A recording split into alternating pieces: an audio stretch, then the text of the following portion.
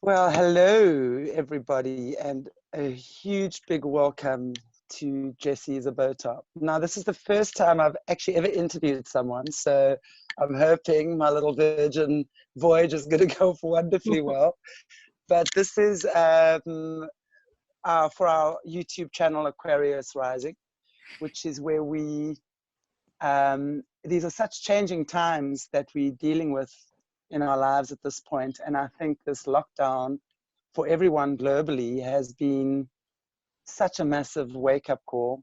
I thought I was quite awake and red-pilled until I came across Jessie Czebotar, who is here now.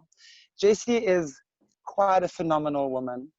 I'm going to ask her to just give a little bit of an introduction and a background into where she's come from, and then also, you know, we're just going to take it from there and see where we actually go with this. So I'm very excited, and I really hope that you guys get as much out of these interviews as what I certainly have.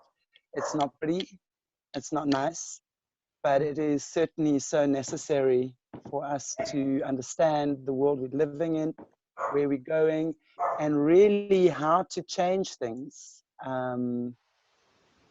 for ourselves and for the future, for our kids.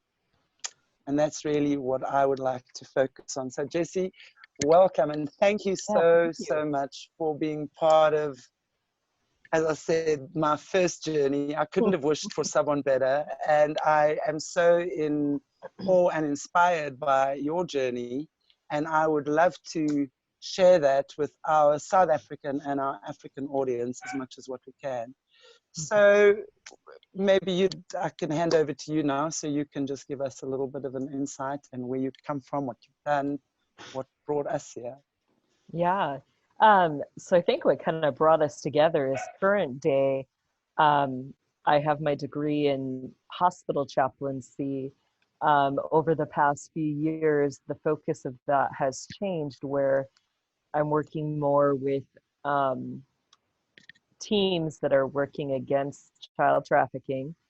So because of my specialty childhood background, which we'll get into, the Lord really was using a lot of that, where I'm able to, help locate where rituals are going to be happening, what time of the year they're happening at, the locations, the dates, the possible people involved in those areas, and where they're possibly holding kids for ritual or other, if they're trafficking them. So that's kind of how things got started. So my background is that I actually was trained to be the successor for the Queen Mother of Darkness, for the Luciferian Brotherhood Illuminati. So with that training, it entailed that I've done some videos about how that Luciferian Illuminati system works. And it's very much like a business. So if you think of a business, the Queen Mothers of Darkness, they would be the individuals who were at the very top, who were running and overseeing everything. Part of their job was to choose and select who's going to do what positions, who's suited for different aspects of the overall work of the system, and to maintain it and keep it running. So. Wow.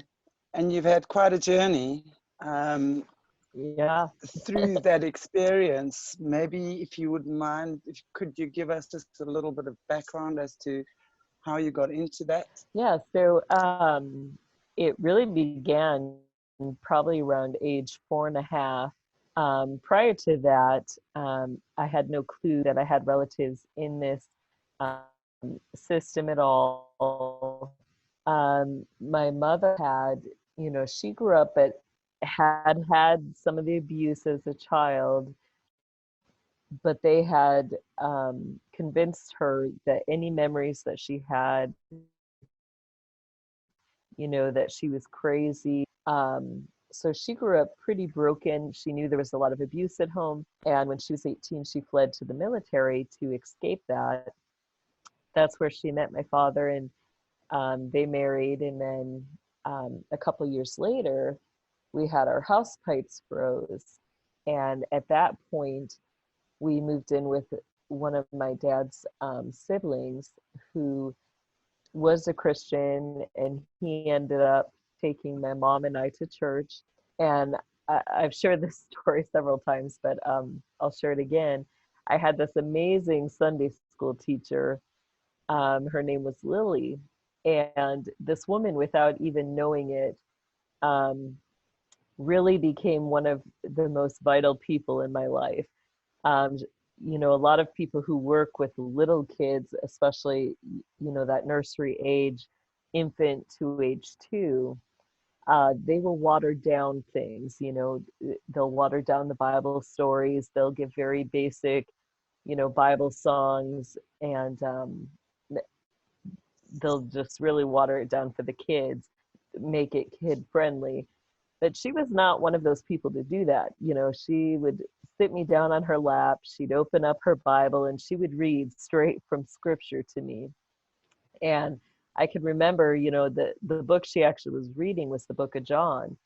And my heart would leap, like I knew it was true. And, you know, she'd read the story about John the Baptist and how, you know, that he was a forerunner. He was telling people, get ready because Jesus is coming. And I knew that was absolutely true. And so, you know, I'd leave Sunday school and I would tell everybody, you know, it didn't matter where we went, if we went to the grocery store or wherever we went, I was telling everybody, get ready, Jesus is coming, you know. And so she really, you know, through reading scripture, and then she taught me a bunch of hymns, those things, you know, like I said, became vital tools in the little tool belt that I had going into the system. You know, unbeknownst to anybody, a year after that, or I guess actually it was probably like a year and a half after I was done with Sunday school with her, that's when my occultic training began. We moved in with other relatives, and those individuals were the individuals who were involved in were part of the selection process for bringing me into the occult. And they had observed my spiritual gifts and, you know, began training. So, you know, with those little tools that I had, you know, that really was what got me through, what helped me cope, what helped me, you know, fight demonic spirits, whatever type of witchcraft they were using. You know, I just had the very basics, I guess, of scripture and Bible songs to fight that with. I have to say, you know, one of the things I really find amazing after having listened to your story before as well is that you so saw that as the framework for where you were going next. I think for me in what I do as well and what I believe, it is completely God already giving you that opportunity. No, I wouldn't say the opportunity, but the tools rather, you know, for your soul to go through and carry that through. Because I mean, what an amazing journey you've had, and the fact that you're here, you're alive, and you're telling your story. I mean, that is amazing. So I think you were pretty much forced into the system. I think you said at the age of 3, right? 4.5. 4.5. Okay. So then, can you maybe just give us a little bit of info on that? A little bit of what you went through there? Yeah. So with that, you know, they began testing at age 4.5, and they ended up putting me with another little boy my age who was then being trained to be my protector and assassin through this system. One of the first things that they did was they had us in kindergarten type class together, and we were sitting around in a circle, and in the middle they put all these miscellaneous objects. So, you know, it had like a candle, a mirror, a shawl, a raven feather, things like that. All of the objects, you know, were somehow connected to witchcraft. And then they would have each child go up and pick out one of the items, and then you'd put it back down. So, you know, with that, they were trying to connect kids, see, you know, and see which type of witchcraft you were most connected to, whether it was a type of, you know, or I should say, depending on which element you were most connected to. So the object you picked told them if you were more connected to fire, wind, earth, or water. And then they would put those children into a training program with teachers who specialized in that form of witchcraft or magic or divination. So with mine, it was very interesting because, you know, they knew I could see, hear, and feel in the spirit realm, but at that point, they didn't know the extent to how strong that gift was. And so, you know, I went to pick my item, and to me, I could see it clear as day, but it wasn't until I picked it up that they then saw it as well. And it was a sword that was just in the spirit realm. So they had not put that in the circle. They were quite shocked when I picked it up, and the response was, "What are you doing?" And I was like, "I picked my item." And they're like, "What is that?" You know, like, where did that come from? And, you know, I'm just holding up this sword, and then I put it down. And at that point, I think, you know, there was a point where the mothers were talking amongst themselves because they were kind of in shock. And they had made this seem like it was a game. You know, they got everybody excited that you're all going to sit around in this circle. Everybody takes their turn, picks their object, and puts it back. And, you know, after my experience, I was sitting there and I was like, boy, this is not a fun game. Like, I don't know what they're thinking. This is kind of stupid. And all of a sudden, you know, I'm thinking this in my head, and all of a sudden my training partner starts giggling, right? And I looked at him, and without saying anything out loud, I was like, "Can you hear me?" And he's like, "Yes." You know, we started laughing.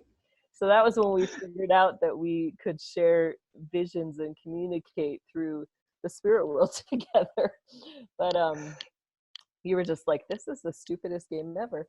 But so he had picked an object, and I can't share what that was, but it was really funny because afterwards the mothers would, you know, they kept all their stuff in one of the basement rooms in one of the Catholic churches. That was our main training center. And so afterwards they would put the box back in this locked room. Well, my little training partner was a little klepto, okay? So I don't know where he got the skills beforehand, but he pulled out some stuff, and he was just like, just stand there and watch, because we're in this hallway, you know, it's just this hallway with doors. And he's like, just make sure nobody comes in. He picked that door lock, and he took his item that he had picked because he wanted it. So from that day forward, he kept that item on him. And right after he had got done and we got the door closed, we were standing in the hallway and heard people coming, and we're like, oh shoot, you know. And so this was like one of our first miracles we experienced. You know, I'm standing against the wall, and he's standing in front of me, you know, ready to fight off whoever comes down that hallway and finds out that we've stolen stuff, right? But so the mothers go in there, and they're like, oh no, like there's an item missing, you know, because they counted them every time. And so they start frantically looking and searching, and we're like standing right there in the hallway, like they didn't even see us. They kept passing by us, and we're just standing there, and it's like, okay. And he's got the item, you know, hidden on him. And And he was so skinny. Like, I don't know how he hid it on it. Like, he forever had it on him, and they never saw it. And I'd be like, wow, I never amazing. figured that out. Yeah, But that's amazing. That's certainly, I mean, I also remember, I mean, I was listening to that and I had a very good giggle at that. I still wonder what the item is though. I yeah, appreciate you can't tell me. No, I'm not gonna lie. I know, Anyway. it's so tempting. You know, he's one of my first questions when I found out he was still alive. I was like, do you still have it? Do you still keep it on you? The answer was yes, he does. So I was like, oh, wow. Jessie, that's amazing, and I have to tell you, when I heard the story of that as well, and just for the sake of our viewers, I know I've listened to quite a lot of Jessie's stuff, which is why I've asked her to be part of what we're doing here, and she has. I'm so happy to say agreed to be a guest for, I don't know, a couple, however long it takes, forever. Hopefully, you never know. So I'm dying to just get into everything right now. I'm so excited to just share with our viewers what, your story. But I just want to say there, when I first heard and what had happened to him after that, when their house burnt down, it was like something in me just knew this boy is still alive. I don't know why. I was so hoping that that would be, the end of the story for some crazy reason, It's like watching a movie, Jessie. It's crazy, man. And then when I heard on one of your interviews as well that he was, I was so relieved and so happy. And anyway, I'm sure, God really does work in wonderful and mysterious ways. And Yeah, I really look forward to the outcome of what that could be, where he yeah, is now. And all. Mhm. yeah. But I think for tonight, one of Mona and myself, we do a lot of work for kids. So we, for the past decade or so, have been around Africa. I travel a lot to Zambia, to Namibia, and South Africa, where we've been running programs and workshops for kids. When a child is born out of love, I think they already have a 60% fighting chance of making a success in the world, compared to a child that is not born into love and has the experience of a loving family, etc. So children is a big thing for me, and Morna I know as well. And I know that you currently are very much involved with working with the anti-child trafficking, helping with the clearing out of the tunnels in the States right now. Can you maybe just around that area for the moment, paint a picture for us? What is going on there? Because I would, I have some questions around those links, to what's happening in Africa. So maybe if you wouldn't mind, just if you can paint a picture for us, what is happening in these tunnels? There's a lot of celebrities and things involved in this Luciferian cult at the moment. And I'm afraid one name that has come up a lot is Oprah Winfrey. Now, again, I've got to be so careful about what I say, because I really don't want to throw the cat amongst the pigeons by saying this, but I think I feel just certainly strong enough within myself to know that something is amiss there, which is why I want to bring it up with you. And maybe we can just talk about the tunnels, how that also just the whole system links to some of our celebrities and the powerful people in this world. If you can just explain a little bit about that, as to why I also then want to talk to you about Oprah, for example. So if you don't mind giving us some of that info. So when I was a child, the tunnels were used for several reasons, and they really have, we'll say they're kind of in 3 layers. So can I ask you, sorry, yeah, go ahead. Sorry to interrupt you. Maybe if you can just start by telling us where these tunnels are. What are these tunnels? Where are they? And where do they link to? Yeah, so they are everywhere, throughout all the 7 continents. a lot of them are ancient tunnels. So they were built, the majority of them were built a long time ago. You know, we're talking centuries ago. So most areas, you know, if you went into those, you would have 3 layers. You're going to have the first tunnel layer, which is the underground system that the city workers would use, that would have like access to the water pipes, different things like the electrical grids that they do underground sometimes, the phone lines, things like that. And then if you go deeper, the next layer is the layer that connects to the underground military dumb bases. So one of the big areas would be, you know, Colorado has NORAD as well as Telluride, which, you know, are pretty huge systems that are built into the Rocky Mountains. NORAD, I think, is one of the largest underground dumb bases. So I believe it literally is 80 stories deep. You know, so that'd be like 80 floors, and it can house, I think it's close to 1 million people or more.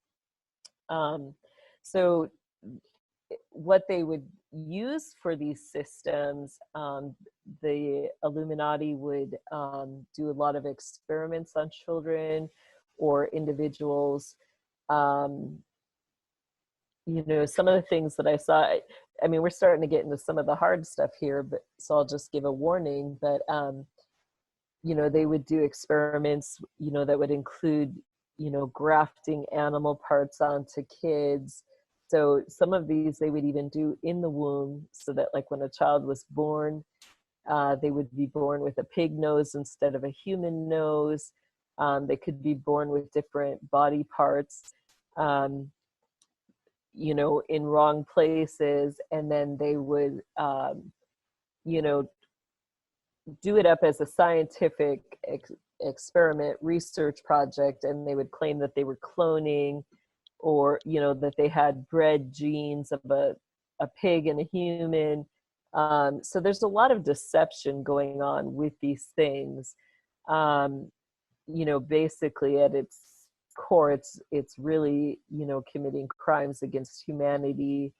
You know, there's kids that are literally born with body parts that are metal, so they're very, you know, mixed with the androids, things like that. Who are the mothers of these kids? Where did these kids come from? Who breeds some of these these children? kids don't have mothers at all. They, you know, they're born and bred in the system. So, you know, they could use people who are not their mothers as surrogates. But these kids don't have, the majority of them don't have parents. Otherwise, there are a group of them, you know, that are kids that are taken through the CPS system, or the government working system. And, you know, they'll literally take these children from their parents. They will expend all the parents' money through the court systems as they're fighting for their children.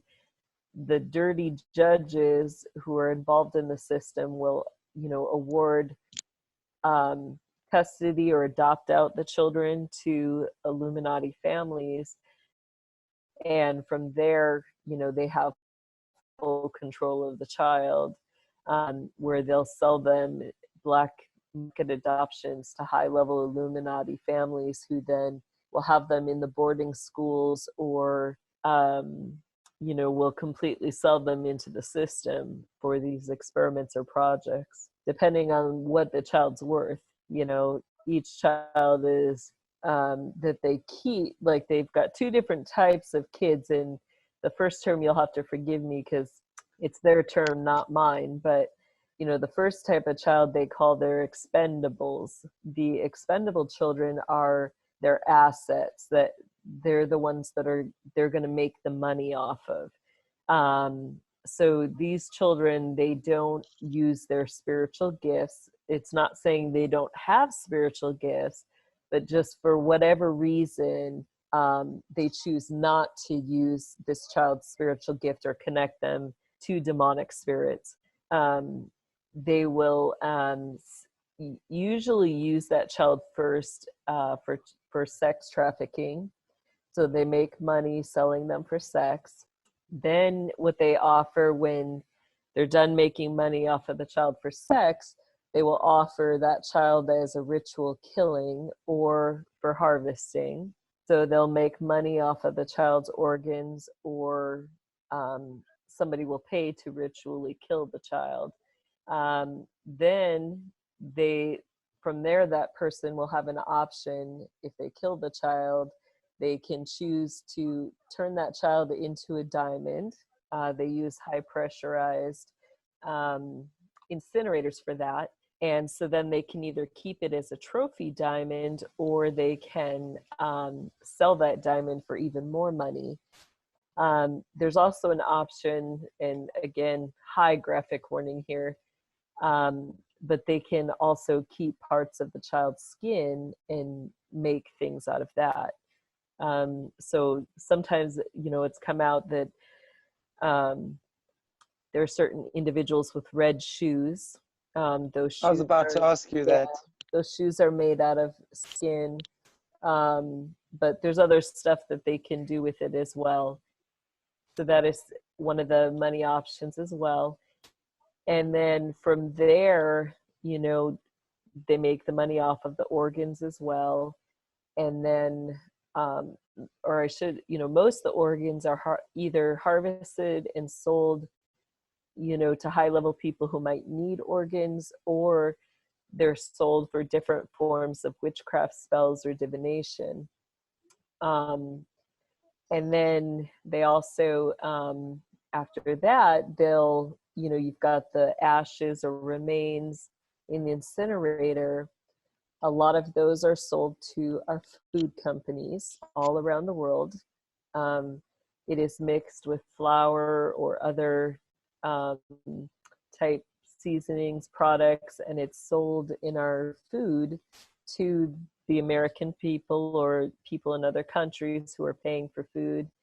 So they're making lots and lots of money off of each child. Hang on. I just want to make sure I'm hearing all of this correctly. So the way I'm sitting, listening, thinking, they make millions of dollars off one child. Yep. Because it starts off being a child and first being sex trafficked and organ harvested, and my goodness, my mind's a little bit boggled here by all of this. I've made into a diamond and turn into food.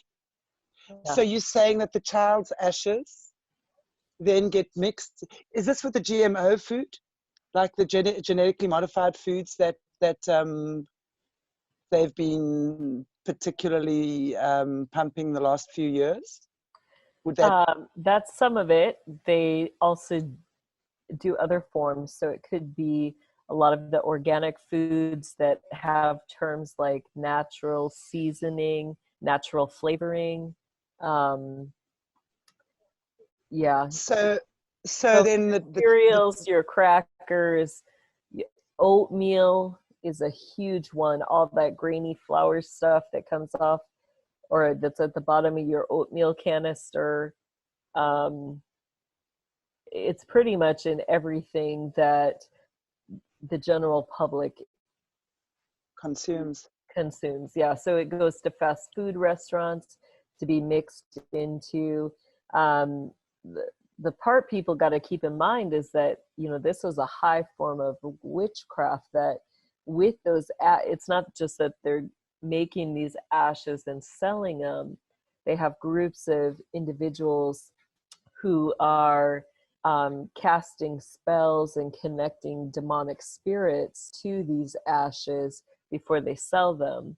So basically, every time you consume at a spiritual level, you're, opening yourself up Yes, yes. to more and more demonic spirits. So it's a way for them to get demonic spirits into people's homes.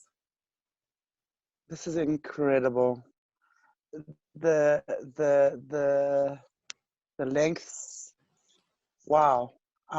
Who would have imagined? I mean, you Yeah. know, truly, this. I think this truly is the worst kind of evil that one can imagine, and this all from innocent children. I find that heartbreaking. But who are the people that are sacrificing these kids? Who are the people? Who are the people that are demanding this? I mean, this is obviously $1 million industry. Who are the people that can afford this? Who are the people that are wanting this? Well, I think the demand and the, you know, want for it really stems from, you know, Satan and the demonic spirits, especially the high demon generals. But serving them are the high, you know, the elite, or who we would call the elite. These are the individuals who are the Illuminati's insurance policy. These are the people that they invest in. You know, they will give them fame, fortune, money, anything worldly that they want in order for them Celebrities. to, yeah, their whole purpose is to keep the system running. Right. At Right. the core of that is that you've got these bloodlusty demons, um, you know, so that's who they're really, you know, appeasing or appealing to. Right. Um, Right. we know that, you know, a lot of the Hollywood actors and actresses have just come out. So you've got high business men and women, you've got world leaders, you've got individuals who are involved in the United Nations, the European Union, people who are, you know, world leaders are at the core of this. A lot of people don't know, you know, I mean, even South Africa is a huge area right now where stuff is going on along the coast. You know, you've got all these high-end UN leaders or other individuals who invest and own these super yachts. So they're, you know, traveling from one continent to the other, trafficking children. Wow. Are there any names you can give us that you're at liberty? I understand as well that obviously you're very limited with certain things, what you can share with us. You've got Harvey Weinstein, and kind of brought Jeffrey Epstein, Ghislaine Maxwell, all of those people. The Royals, we've brought out some stuff about them and their involvement, The Windsor Royals? and some of the government, yeah, the Windsor Royals. Wow.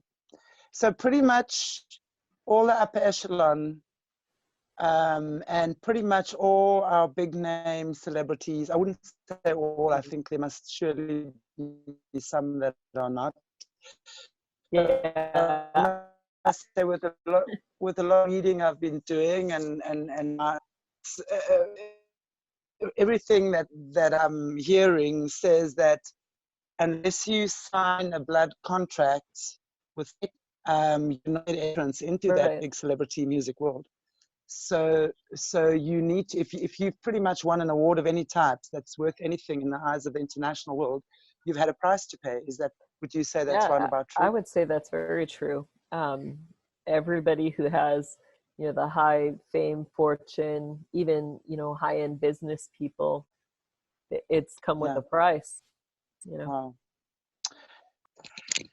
Jessie, on that note, obviously, I think, which was the thing that really got me to really inspired to connect with you to begin with, was this thing with the children and the tunnels and our celebrities, and Oprah's name just won't go away as much as what I wish it would. You know, she was certainly one of those people. And if you think of what she's done over the years, you know, it's shocking. that she would be involved in this. But obviously we know that these dark energies are so manipulative and so deceiving, and really it takes a very well-trained eye, I think, to spot that. But Oprah has a school in South Africa. I think, if my memory serves me, it's called the Oprah Winfrey Academy for Girls, in Johannesburg. Now, what concerns me a little bit is that there have been several sexual allegations around the school over the years. And I just want to, we've done a little bit of research, and I have to say Mona actually did this. On the normal search engines, you don't find much, but you can't, when you start looking at the ones, the other ones, I don't even know what you call them, the ones that are not normal, we find quite a bit. So what has been said is that in 2007, there was a scandal involving 14 girls, which was, and the matron was accused of sexually violating, I don't know to what extent that went, 14 of the girls there. She was found innocent because apparently a lot of the girls' stories couldn't corroborate each other's as the court case was going on. And then the matron was fired, but Oprah settled out of court with her. She had a defamation case against Oprah, and then Oprah settled out of court with her. And a few years later, again in 2009, there were three girls, I think there were 3 girls who were accused of sexually harassing a whole lot of other girls in the school. I don't think anything much came of that. Then there was a dead body of a baby found in a 17-year-old student's backpack. Now, again, that is very covered up. One doesn't know what happened about that, or what it was just nothing. You get the story and then nothing else. And then there was another cover-up when there were 23 allegations brought against 4 teachers within a 6-month period at the school. And after a 3-month investigation, apparently only 13 files or charges were filed. And Oprah has been accused of covering up, paying off cops, bribing people. So that concerns me, I have to say, especially in light of the fact that this is a school that she has handpicked these girls. It's for girls only. And these, as I said, these girls are handpicked. Now, also having listened to quite a bit of you and how this works, and how the kids are chosen, and we'll get into that at some point. But this has made me think about, did she handpick these girls for a specific reason? What can be happening? Are there tunnels to South Africa, underground tunnels to South Africa? These are a million questions in my head, and I'm sure that you probably can't give me answers, but I would really appreciate your take on what's going on. And obviously you have a lot of experience, as I said, working in the tunnel system right now with the governments, as far as I know, and doing a lot of great things there. Yeah, well, I would like to bring up more of, just with your country alone, your question about why would she handpick these select, number of girls. What are some of the big things in South Africa that would make her choose or select certain individuals? Absolutely. Yeah. We know that, we talked a little bit off camera, but,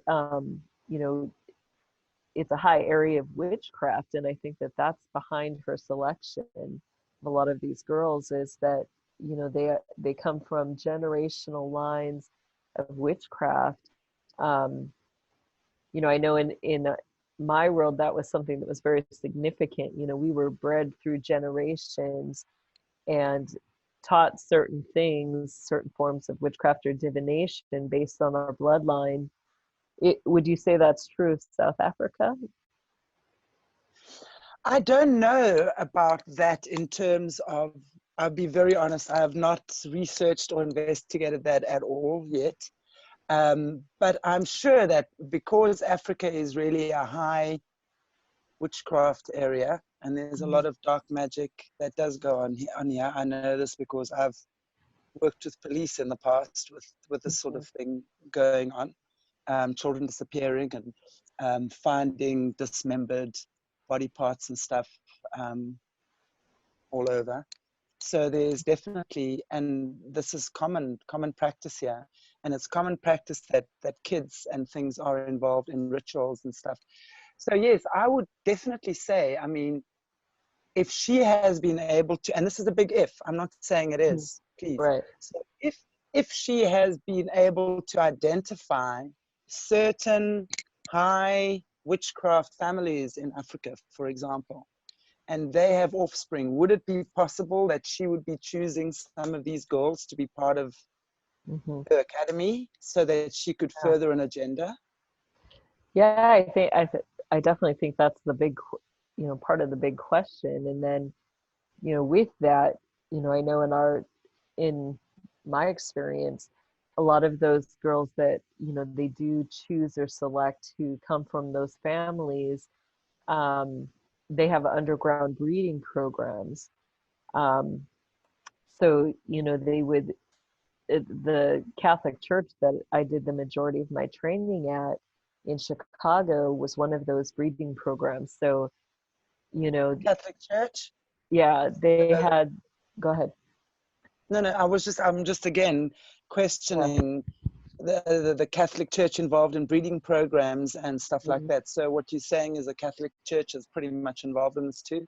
Yeah, the high-level Jesuits. Yeah, we'll have to make that a whole nother discussion. Yeah, for sure. I would love to. Definitely yes. are. Yeah, so they had the underground breeding program where they would select girls. They would be, there were two types of girls. Either they were, kind of in a boarding school like program where they were there all year round. They would impregnate them at the beginning. Before the end of the year, they would have a baby. They would either ritually sacrifice or that baby would be sold for harvesting or consumption. So, at the end of the year, the girls would go home to their parents. Nobody knew any better. Other ones, they would use and, would marry off sometimes or raise them up as individuals who would be recruiters, who would lure other girls to come to the school. Some of them, were born, literally were babies that were born to somebody in the breeder program. They were born without a birth certificate, never got one. Nobody ever documented their existence. So they've got individuals who are unknowns, who are part of these breeder programs. Their sole purpose is to continuously have children until they die. And, nobody knows they're even there. So. And these children have no birth certificate, no death certificate. They just Correct. push through the system. Yeah. So the recorded abductions and missing kids is really just those with birth certificates, right? Yeah, and those are connected too. Sometimes they do, kidnap children from families that they decide they want for these breeder programs or that they want to be part of the system. We had over 800,000 in the United States last year alone that went missing through the CPS system. And Child Protective Services is the system that's supposed to be protecting children. Children supposedly that come out of very dysfunctional or unhealthy families. The system's job is to take those children, put them into foster care, put them in good homes, where they will be safe. But we're finding out that, you know, in that system, over 800,000 alone last year went missing. So it's like, where are those kids?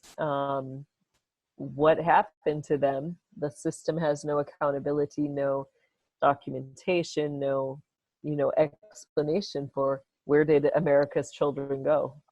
And, you know, we have tied it to other countries. This is happening, you know, worldwide. I think since hearing your explanation on what it's, how much money someone can make off one child, there's not a question where they're going. It's pretty much where they're going. So for me, it really is very interesting about Oprah and Africa and her interest in girls. And she has, and of course, I think many of us are aware of the whole Pizzagate thing. And with these elites and powerful people, their code name for children is pizza. So she's also been, she made some comment, I'm not quite sure exactly where again, but it's somewhere. We couldn't exactly find the source of it, but I've definitely seen it, where she says African children make the best pizza. And she's apparently started her own pizza company in America with a cauliflower pizza base or something like that. So there's, you know, all these things with pizza.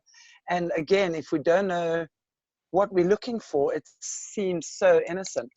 For me, I'm, you know, the way I see it, where there's smoke, there's fire. And my concern at this point is her involvement with Africa and South Africa especially, and the schools, or her school, and the sexual allegations going on there, and knowing now that Oprah is really not who she's pretended to be all these years. Did you say there are tunnels that connect to Africa as well? Is it possible the kids could be trafficked through the tunnels from Africa all the way to the States or other countries? Yeah, specifically Australia, there is a line, you know, where they're using some of it's underwater. So if you look into like the Terra Mar project, you know, they're literally trafficking these children, you know, from New Zealand, Australia, up through South Africa, over to the UK, to the United States. You know, most of these kids, when they get kidnapped or stolen from one country, you know, they'll take them to another country and the child has no idea where they're at. You know, they don't speak any of those languages. They have nobody to turn to ask for help if they were to try to get out. Well, we'll just say there are some beliefs that some of the embassies are being involved, as well as, you know, the military and governments of these different countries. There's been some allegations that they're using disasters like the hurricanes or earthquakes, the tsunamis, that they'll then send in groups right after those things happen. And they'll claim that there were so many deaths, but in fact, what they're doing is coming in, taking the kids whose parents may have died or they may have killed those parents, claiming that their deaths happened in the natural disaster. And then it gives them access to these children, and they move them out of the place where they were and claim that they're, you know, they're helping those children. Wow. I mean, it's every time I hear something like this, I'm just more amazed at the levels that wow, that these kids are being used. It's insane to me. Children, I mean, our most innocent, precious. Wow. Yeah. I mean, think of how many of those big natural disasters where you've seen a lot of these Hollywood stars or prominent people really step in and claim that they're helping, you know, right after those disasters. Yes, You have major, yes, you know, Oprah's been one too, where all the you know, time. yeah, and they claim that they're there helping and doing cleanup and sending money, and you know, Mhm. you've got to ask, what are they really investing in? What is their agenda? You know. Well, this is exactly what I'm doing, and quite frankly, I don't have one single answer, but I truly hope that just the fact that we are questioning this and Mhm. bringing some light onto this topic will bring some light and hopefully illuminate. You've got a beautiful website called Illuminate the Darkness. Yeah. So just to illuminate what's happening. I, for one, will certainly do a little bit of investigation from my side here further, Mhm. just to see if there's anything else. And let's pray that this will certainly open up something where we Mhm. get some light on that topic, on that Yeah. subject about these girls, because as we know, Africa is a rife market for Mhm. child trafficking. I mean, there's just so much of it going around. It's very sad for me. And sex trafficking as well, you know, teenage girls. Um, a lot of the foreign girls come here, Russians, things like that. They're very, I don't, you know, there's a big connection there as well. But as far as we're concerned, you know, I would really like just to shed some light on current situations, and who knows what can grow from this. Mhm. Um, Jessie, I think I'm going to leave it there for us tonight as well, because I wanted to just, for me, as I said, with the kids thing, and Morna as well. I don't know, Morna, is there anything you would maybe like to pose to Jessie, or maybe say to her, or before we sign up? Sign off. Yeah, no, just thank you. Mhm. Thank you for sharing the story and being brave enough, you know. That's Yeah, really what the world absolutely. needs right now, is having Brave, that brave heart. Yeah, awareness. yeah. Yeah, This is a brave. true little brave heart. It's awesome. And I look forward to sharing more of your story as we go along. I know it's probably a Yeah. little bit cryptic maybe for some people right now.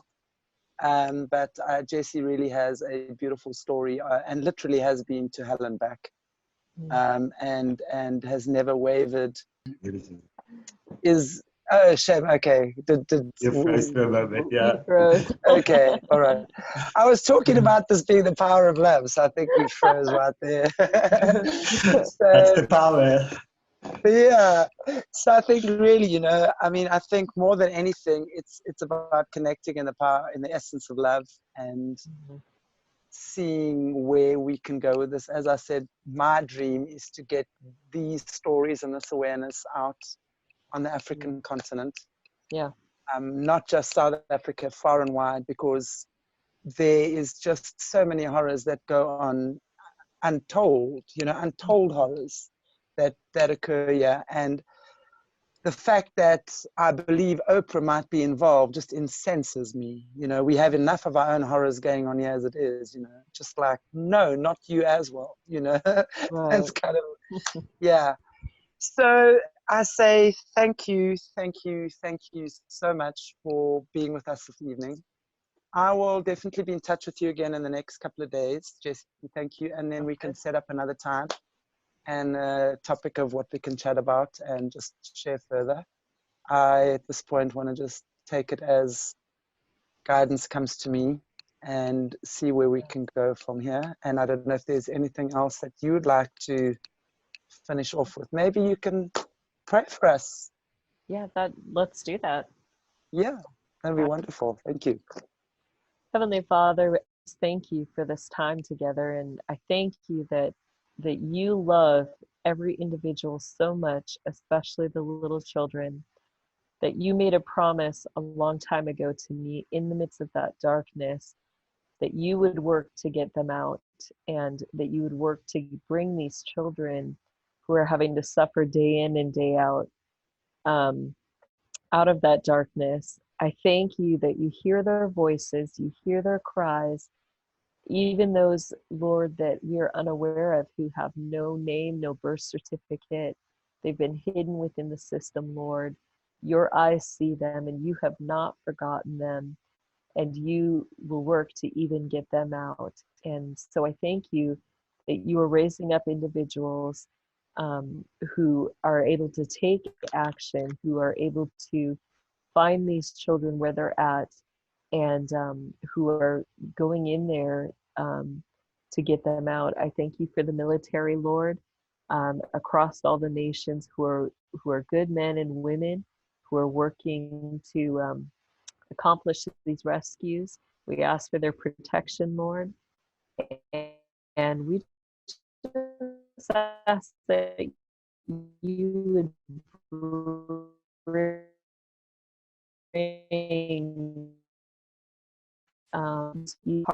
we just trust all these things into your hands. And I thank you for this talk show, that you are giving me yet another place to be heard, another place to share about the wickedness going on in this world.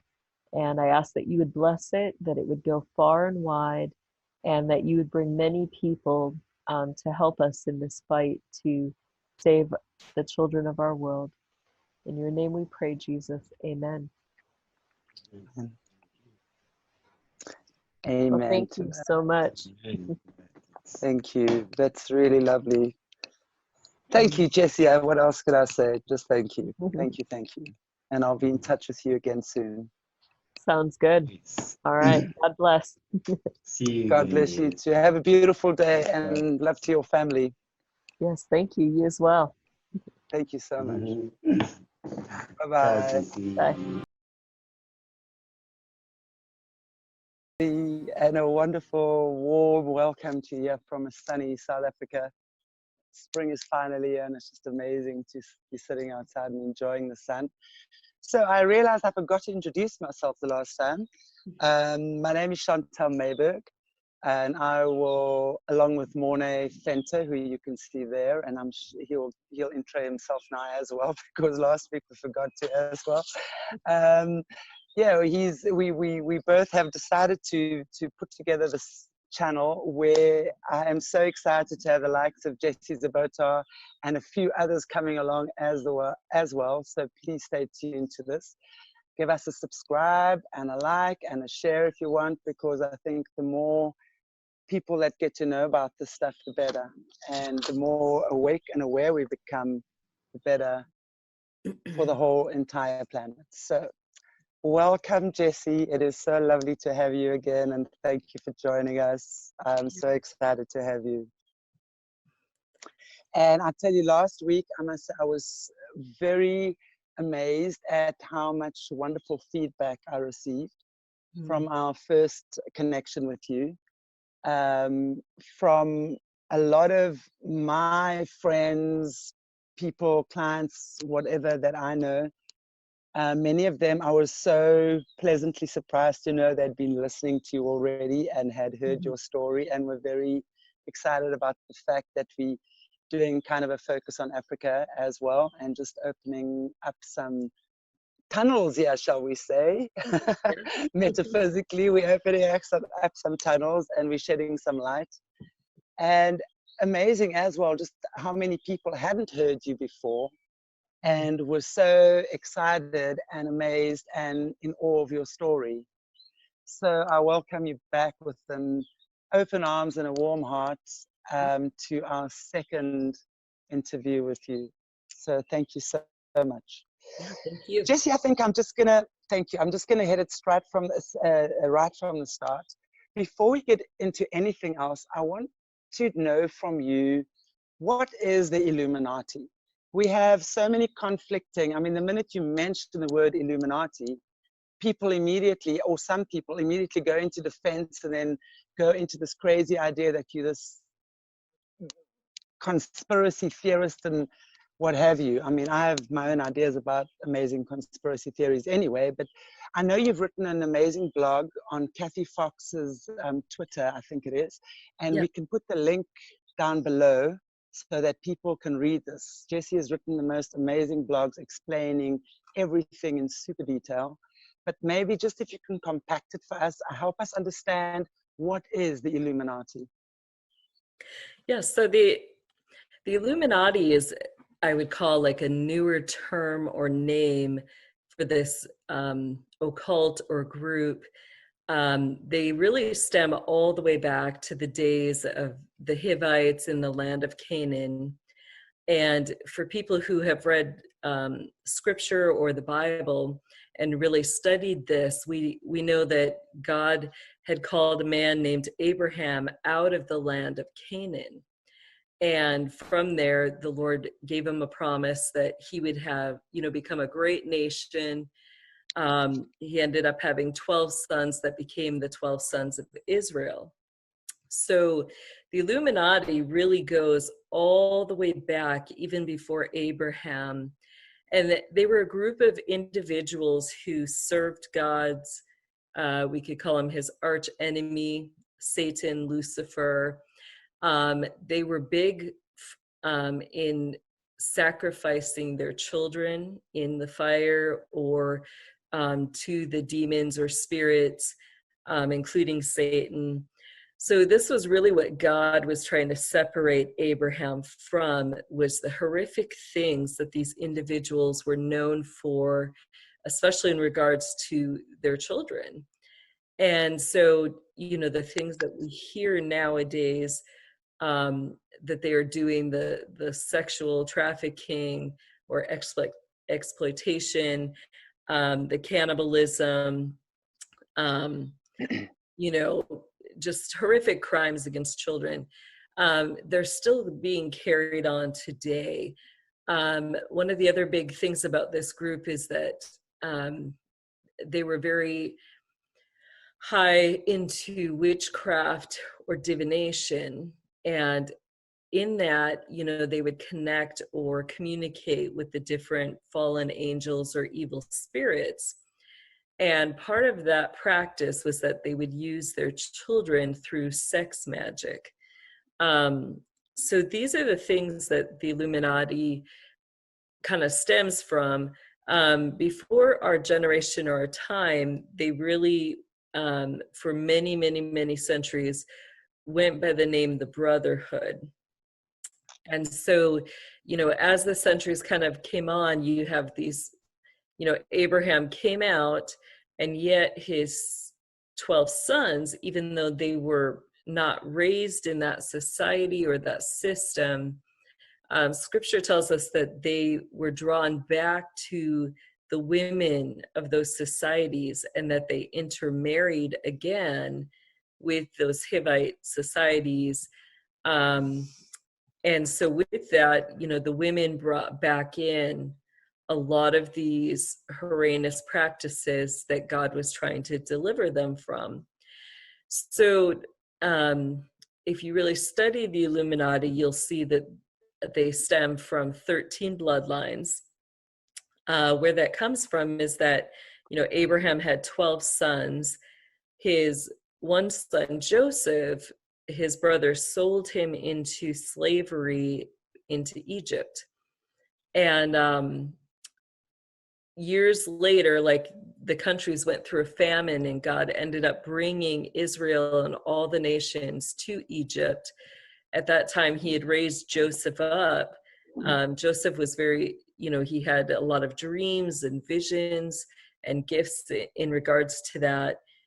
And Pharaoh had kept having these dreams about, these skinny cows that were eating up the fat cows. And none of his magicians or court people could interpret this dream, but Joseph was able to interpret that dream. And so Pharaoh ended up putting him in charge. He was the second command in the land of Egypt. And the scripture tells us that he built huge storehouses. My personal belief is that these storehouses are still standing today. I believe that those are the pyramids that we see, and that those were the original grain houses that Joseph built, and for that famine that was coming, and filled them with grain.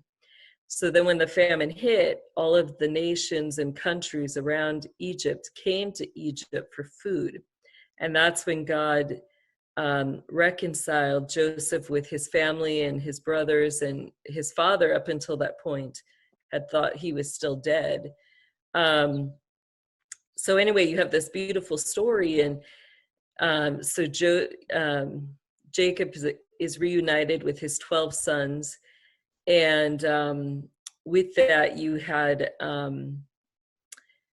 Joseph had 2 sons, and so because of the troubles that he'd been through, God gave him a double portion in inheritance through his forefathers, Abraham, Isaac, and Jacob. So that's how you get the 13 tribes, is that Joseph's 2 sons each get a portion. So the 13 bloodlines stem from these Israel or Jewish bloodlines. You have one more line that is more of a hidden bloodline, and that's the 14th bloodline. And that line stems through when Abraham at first could not have any children. It took him 100 years before he had his first son, Isaac, who became the father of Jacob, and then Jacob had his 12 sons. But before that, Abraham's wife wasn't getting pregnant, so she gave to Abraham her servant Hagar, and Hagar bore him a son, and that son was Ishmael. So even now you see, the line of Ishmael has always kind of been at odds with the line of Israel. They see themselves as the first son, the true heirs of Abraham. So this hidden bloodline, the brotherhood has kept pure, meaning that they usually don't intermarry with other races or other bloodlines. It's usually amongst themselves. It's a very guarded DNA line. So that's kind of where they stem from. As society evolved, you had really where the brotherhood became very much like a system. Starting probably around the 12 to 1400s, they went from being kind of segregated monarchies. So they would, the Israelites had traveled to other nations. So they set up the different monarchies. You have like the French monarchy, the English monarchy, the German monarchy. And so they started to kind of segregate the bloodlines within those different monarchies. And then they started to kind of come together, and they were really playing with DNA. So as they at first split off into different monarchies, they started realizing that, everybody has spiritual gifts, but those spiritual gifts were heightened as they kind of closed off the DNA. So, like we talked about Joseph, some of his spiritual gifts were that he was very strong in seeing visions and dreams. Okay. So, as they kept his bloodline segregated, they realized that they got this group of people who were very strong in seeing visions and dreams. So they started really watching the different spiritual gifts. One of the things that people don't know is that angels or fallen angels also have spiritual gifts.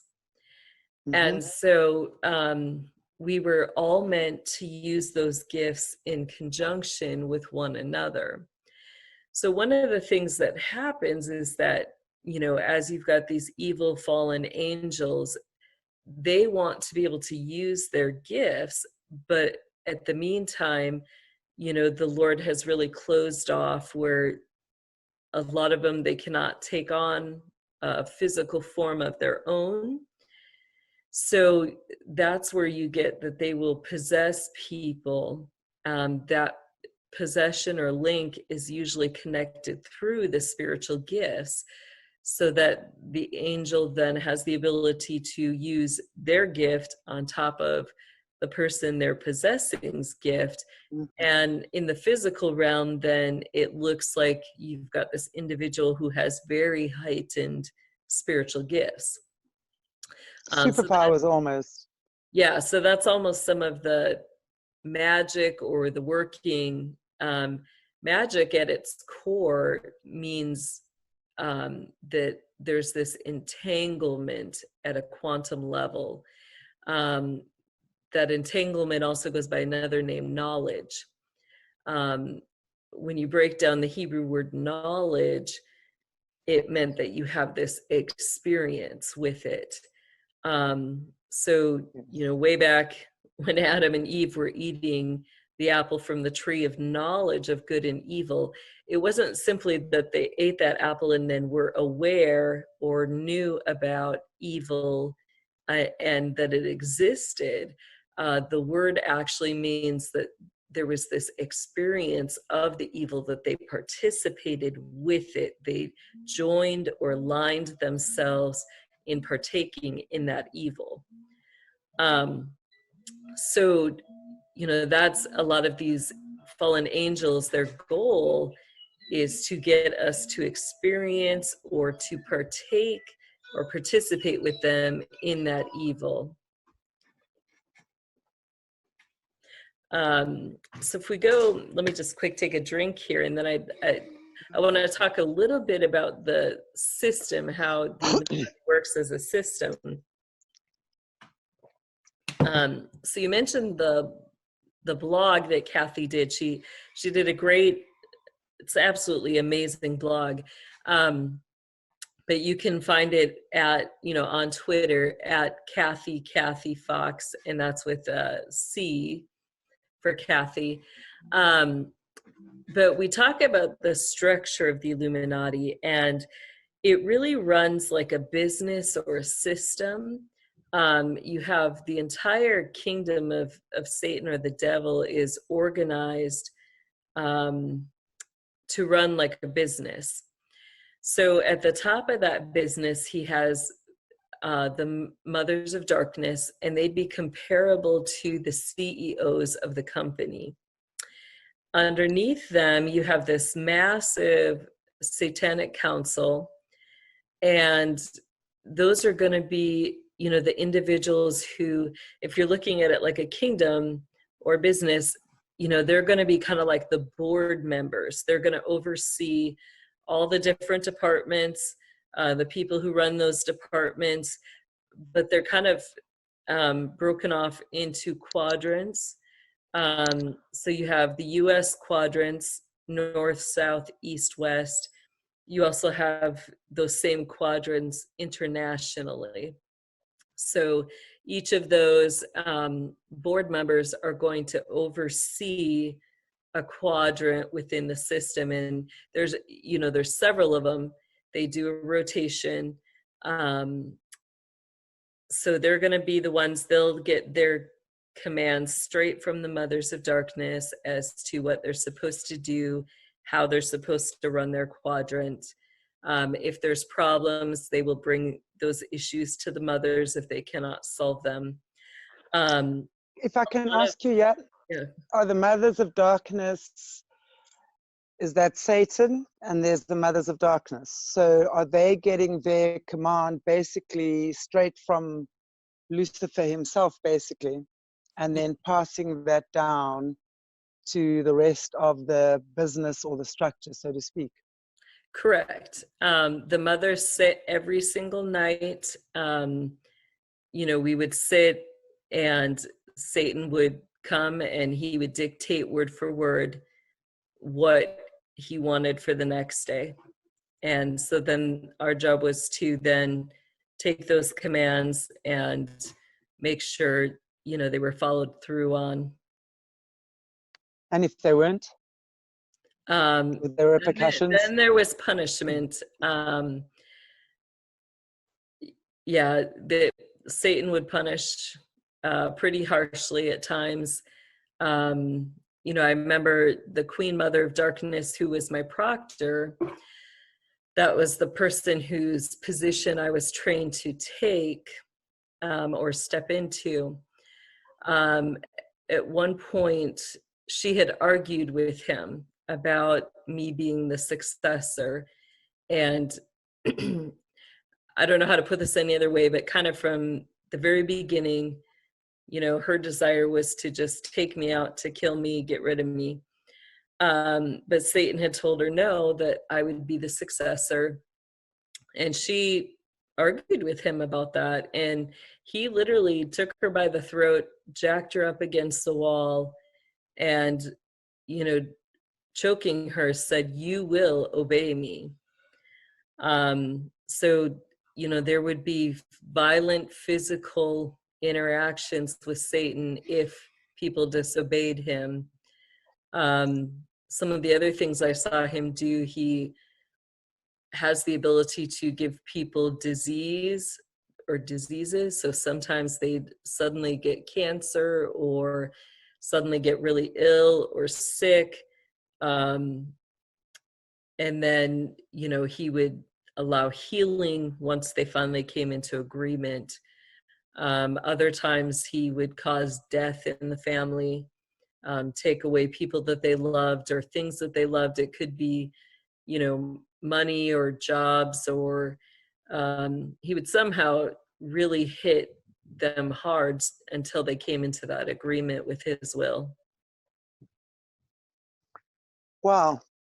So they're the 5 mothers of darkness. The Queen Mother of Darkness was the position you were being groomed to take. So I want to get into that a little bit later. And then there's obviously 4 others on either side of her throne, I would imagine. So do they kind of take instruction from her? Now, this is the highest position in the Illuminati, right? It was held by a woman. Yeah, by 5 women. So there was 5 women altogether. Yep. And you had 3 of those who were kind of considered equal, even though one of them was set apart as the queen. But the 3 of them kind of formed what they called the Isis Trinity. So it represented the mother goddess Isis, who was the wife of a, you know, they get into some of their mythological theology. They would see Satan as Osiris or Ra, the sun god.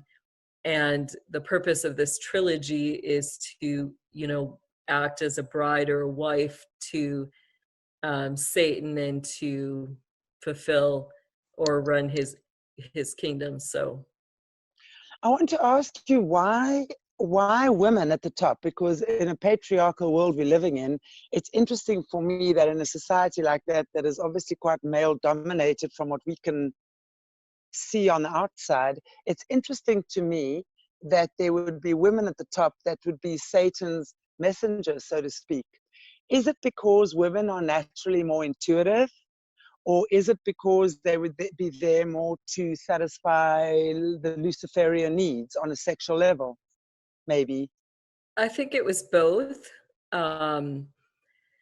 Yeah, it was a good mix of that. At the same time, it, you know, through all these centuries, by raising up the women behind the scenes, it allowed, you know, Satan to start gearing things towards the New World Order, where he would manifest in the physical form as the Antichrist, as the coming, you know, false Messiah. So that was kind of the purpose of these women, is that it's kind of a mockery of the life of Christ. You have, you know, Jesus's mother Mary was this pure, holy virgin who completely submitted her will to God and, you know, bore the Christ. So in the same way, you know, it's kind of like a mockery that there's more than one. They're completely submitting their will, and everything that they're doing is setting things up to raise up that Antichrist.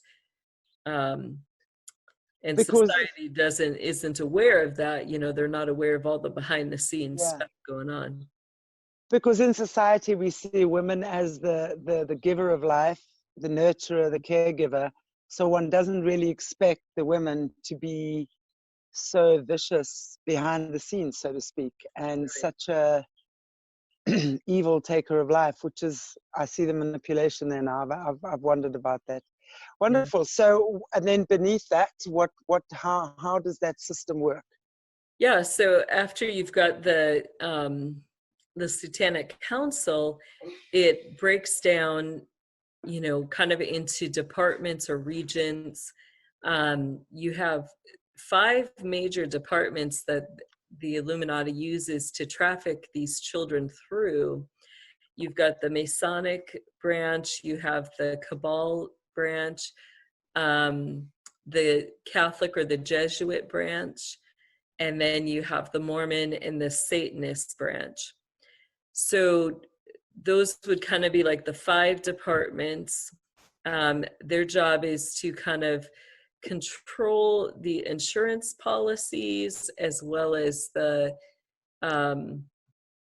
what would you call it, the assets for the company. And I'll get into that in just a minute here. So over those departments, you're going to have the Grand High Priest and Priestesses. There's 16 main individuals for each quadrant, but there's more who can go by those titles. But the main ones who run things, there's only that number. And so some of the famous, you know, Gloria Vanderbilt, I've talked about before. She was one of the Grand High Priestesses for the East Quadrant. Their job, you know, they get their orders from the Satanic Council, and then they'll pass it on to people who are underneath them. The individuals who are going to be underneath them are the High Priest and Priestesses. And each of those people are really going to, you know, kind of be like a co-director or a manager for those departments. So the Grand High Priest is going to oversee the department, but the one managing it is going to be the High Priest or the High Priestess. So, yeah, so you have the High Priests and Priestesses who are the ones who are going to be managing those departments underneath the Grand High Priest and Priestesses.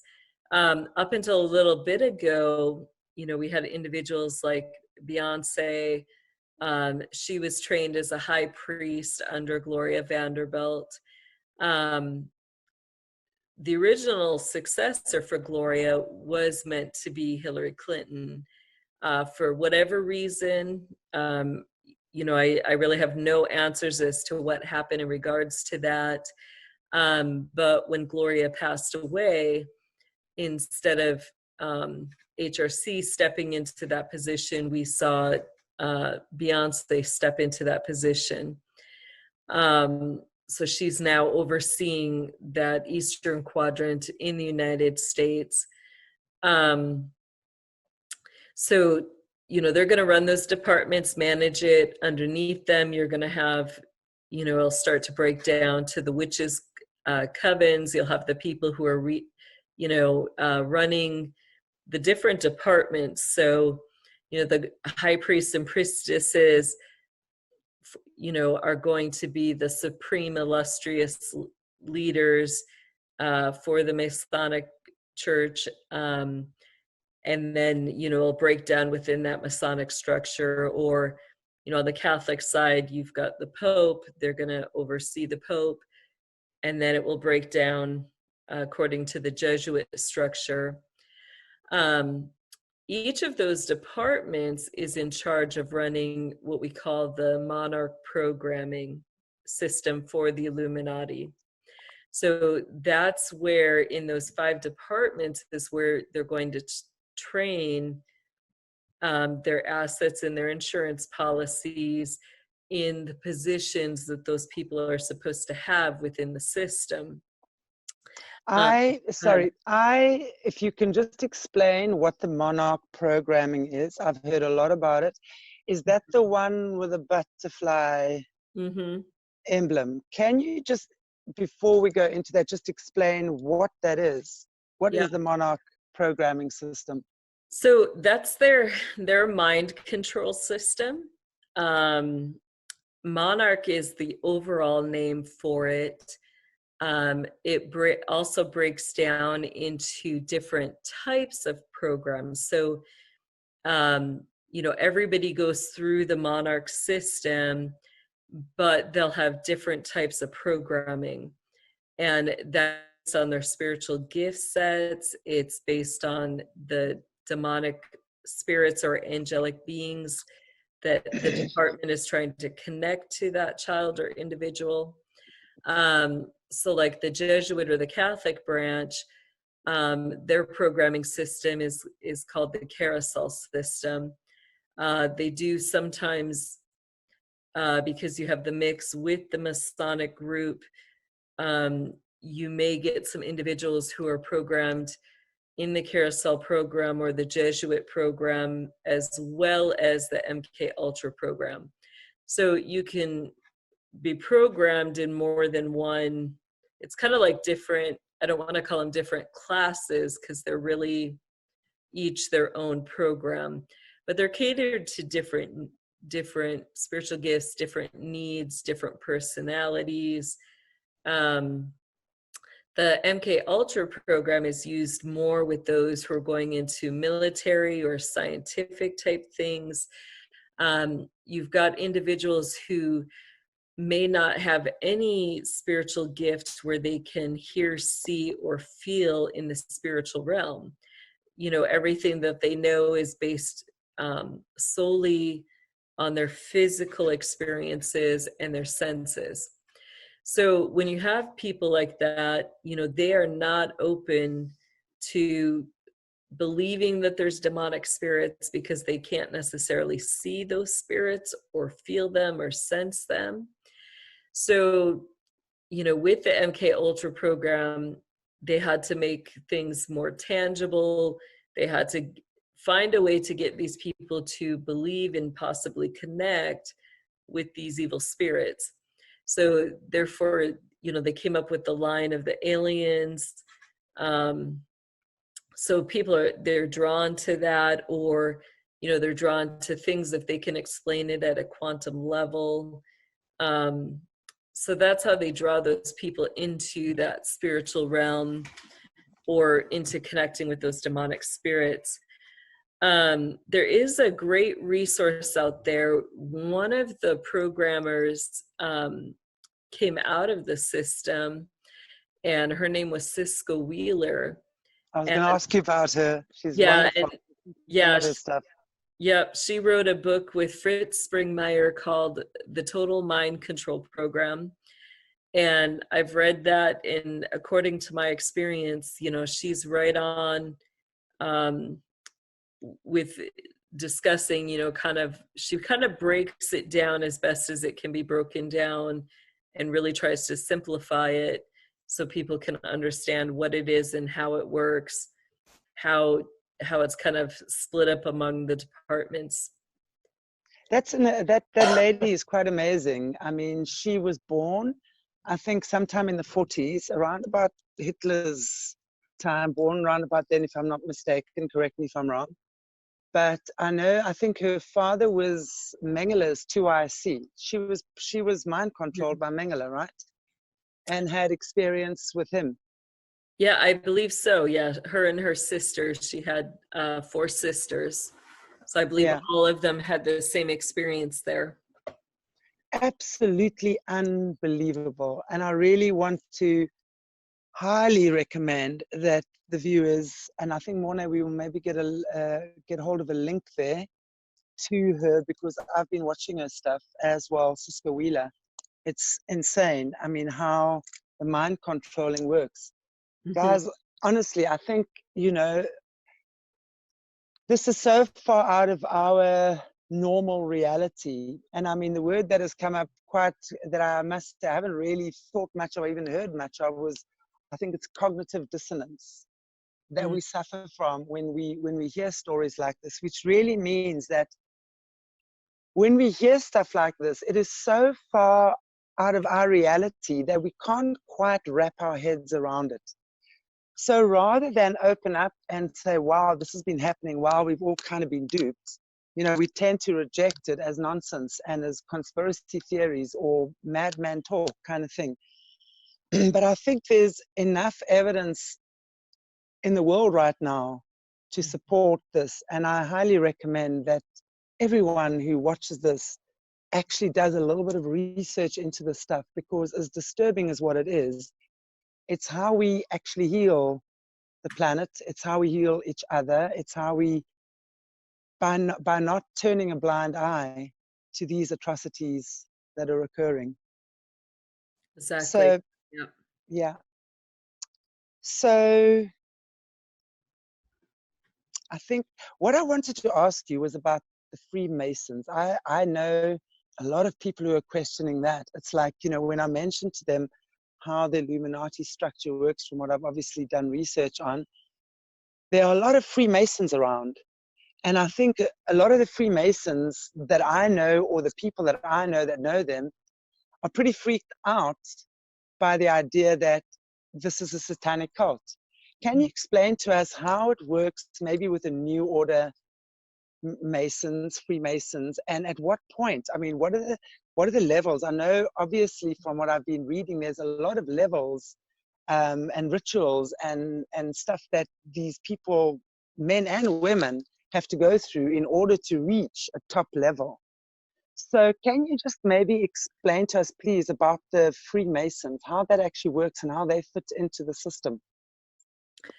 Yeah, I believe that originally Masonry was created by those, you know, who were Luciferian, and they needed a way to hide their true nature within culture or society and become acceptable. They also needed a means to, you know, under guise, carry out their nefarious deeds. So it became a way for them to hide themselves within society.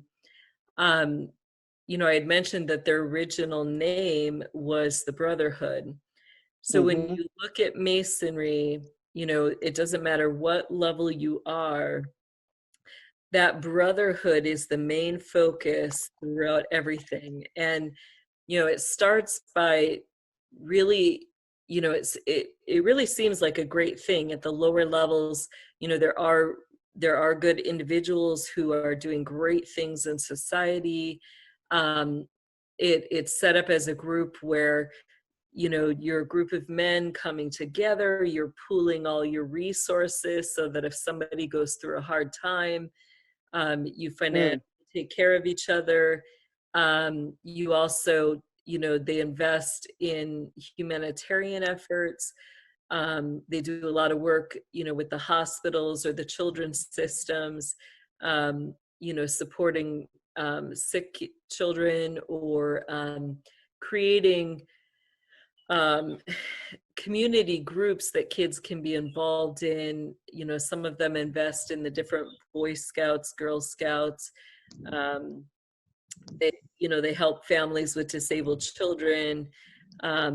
So that's a draw for a lot of people, because, you know, people want to invest in their communities and their societies. So, you know, they make it seem really good. Each of the different orders that are within Masonry, and there's a lot of hidden orders.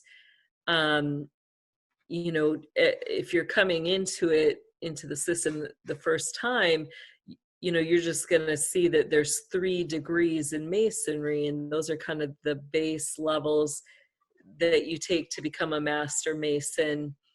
But it's once you get past that where you, and I don't even know how to explain all this, like how I've always seen it when I was a kid was, it was like you had all these different staircases. And so you could be, you know, on one staircase, you could be working and you'd be at level 5 or on the 5th step. And then you'd have another staircase where you're like on the 3rd step, and you kind of just kept going, and you would, you know, keep elevating in these different steps or degrees. So they break down. There's a lot of hidden orders, like, you have the Order of the Monitor, the Order of the Scarlet Cord, you've got the Order of Pythias. It just goes on and on. The Order of, the Red Flame, the Order of the Dragons. And some of those are not even, known orders. In the UK, you've got like the Order of Bath and the Order of the Garter. So that's how they've kind of broken it down and made it very confusing for people in society to keep track of all of these secret orders. Oh, what's going, yeah. Yeah, and they're usually involved, each Mason is usually involved in more than one order. So they kind of specialize in them, like different degrees and things like that. At those kind of basic levels, like I said, you've got where you have the degrees you work through. So most average Masons are going to know that there's 3 degrees. If they decide to pursue past that, they believe that it goes up to 32 or 33 degrees. You're really not going to start to get the connection with the Luciferianism until you get to that 32nd or 33rd degree. That's where they start to get into the esoterical books that you study. So you're going to be studying Aleister Crowley's works. You're going to really get into Albert Pike. And Albert Pike has many books, so you might learn, his basics about brotherhood, but then once you get into those higher levels, he does teachings about white magic, gray magic, black magic. That's when all that's going to be introduced. Yeah. You can look into, the Masonic books. If you do research on the esoterical books, right in there, there's, videos. I got some of them into my Silence Breaks Forth into Song blog. I think it's the ones that are titled The Magic Wishing Well and How Deep Does the Well Go. In there, I try to include video clips where, it shows people opening those books. It shows you the summoning spells. It shows you, their meditations. Each Mason has an approved meditation for the morning, which is kind of like a devotion or spiritual health that they do. And those meditations are focused on Thoth. Well, if you read the 72 Keys of Solomon, which is, one of the 5 books of magic for a Luciferian, you're introduced to this demonic spirit named Thoth. And what does it say about Thoth? It says that he kind of controls the wind, or he's like the wind. It compares him using those words. One of the Masonic oaths, then, like when you get into the higher levels, the oath, says to the Almighty Clement, to the Almighty God, he who blows the wind into the hearts of men. Well, right there, we know the Lord Jesus Christ is not the one who blows the wind into the hearts of men, nor do we describe the Holy Spirit that way. So who is that oath talking about? Who is that oath being taken to? They later find out, as they have to whisper the name of this being into those who are receiving their oath, that they're really taking the oath to Thoth. Later on in the higher levels, they, outright take it to Satan. Sometimes they use his Arabic or other names, so it could include Allah. There's some other names I'm not going to say here online, but if people look into that, you're not taking the oath in the name of Jesus Christ, the Father, Son, and the Holy Spirit. you know, which the Christians are taught to believe. So I would really encourage Masons to look into those things. It's there. The information is there. You can even find the Masons themselves talking about that information. So Yeah. my blogs, all my sources come straight from Masonic sources. So you can see that it's not just people saying this is what the Masons believe or teach. It's coming straight from them that this is what. Yeah. So kind of a manipulation again, you know, it's like the drawing in. It just seems to me it's like the drawing in, the charismatic kind of energy that draws you in, and you think you're doing something amazing. Meanwhile, back at the ranch, it turns out to be something completely different. The whole deception. Jessie, I want to ask you, how did you get in? I mean, we know that you were groomed to be the Queen Mother of Darkness, which was the highest position. What made them choose you for the position? What made you eligible? Why did they want you? It pretty much had to do with two things. One was the bloodline. You know, I've traced some of my ancestry back, and you know, they've spent years trying to create or breed individuals that have the heightened gifts that are prominent in each of the different bloodlines. So I believe I'm made up of about 10 of the different bloodlines. One of my highest gifts was being able to hear, see, and feel in the spirit realm, and to be able to have that connection with Satan. So I could hear him, I could interact with him. You know, the best way I could describe it was kind of like a radio that's always tuned to a certain station. So at what point did they realize that you are eligible for that? I mean, that you had all these amazing gifts and things that they needed. How did they discover that?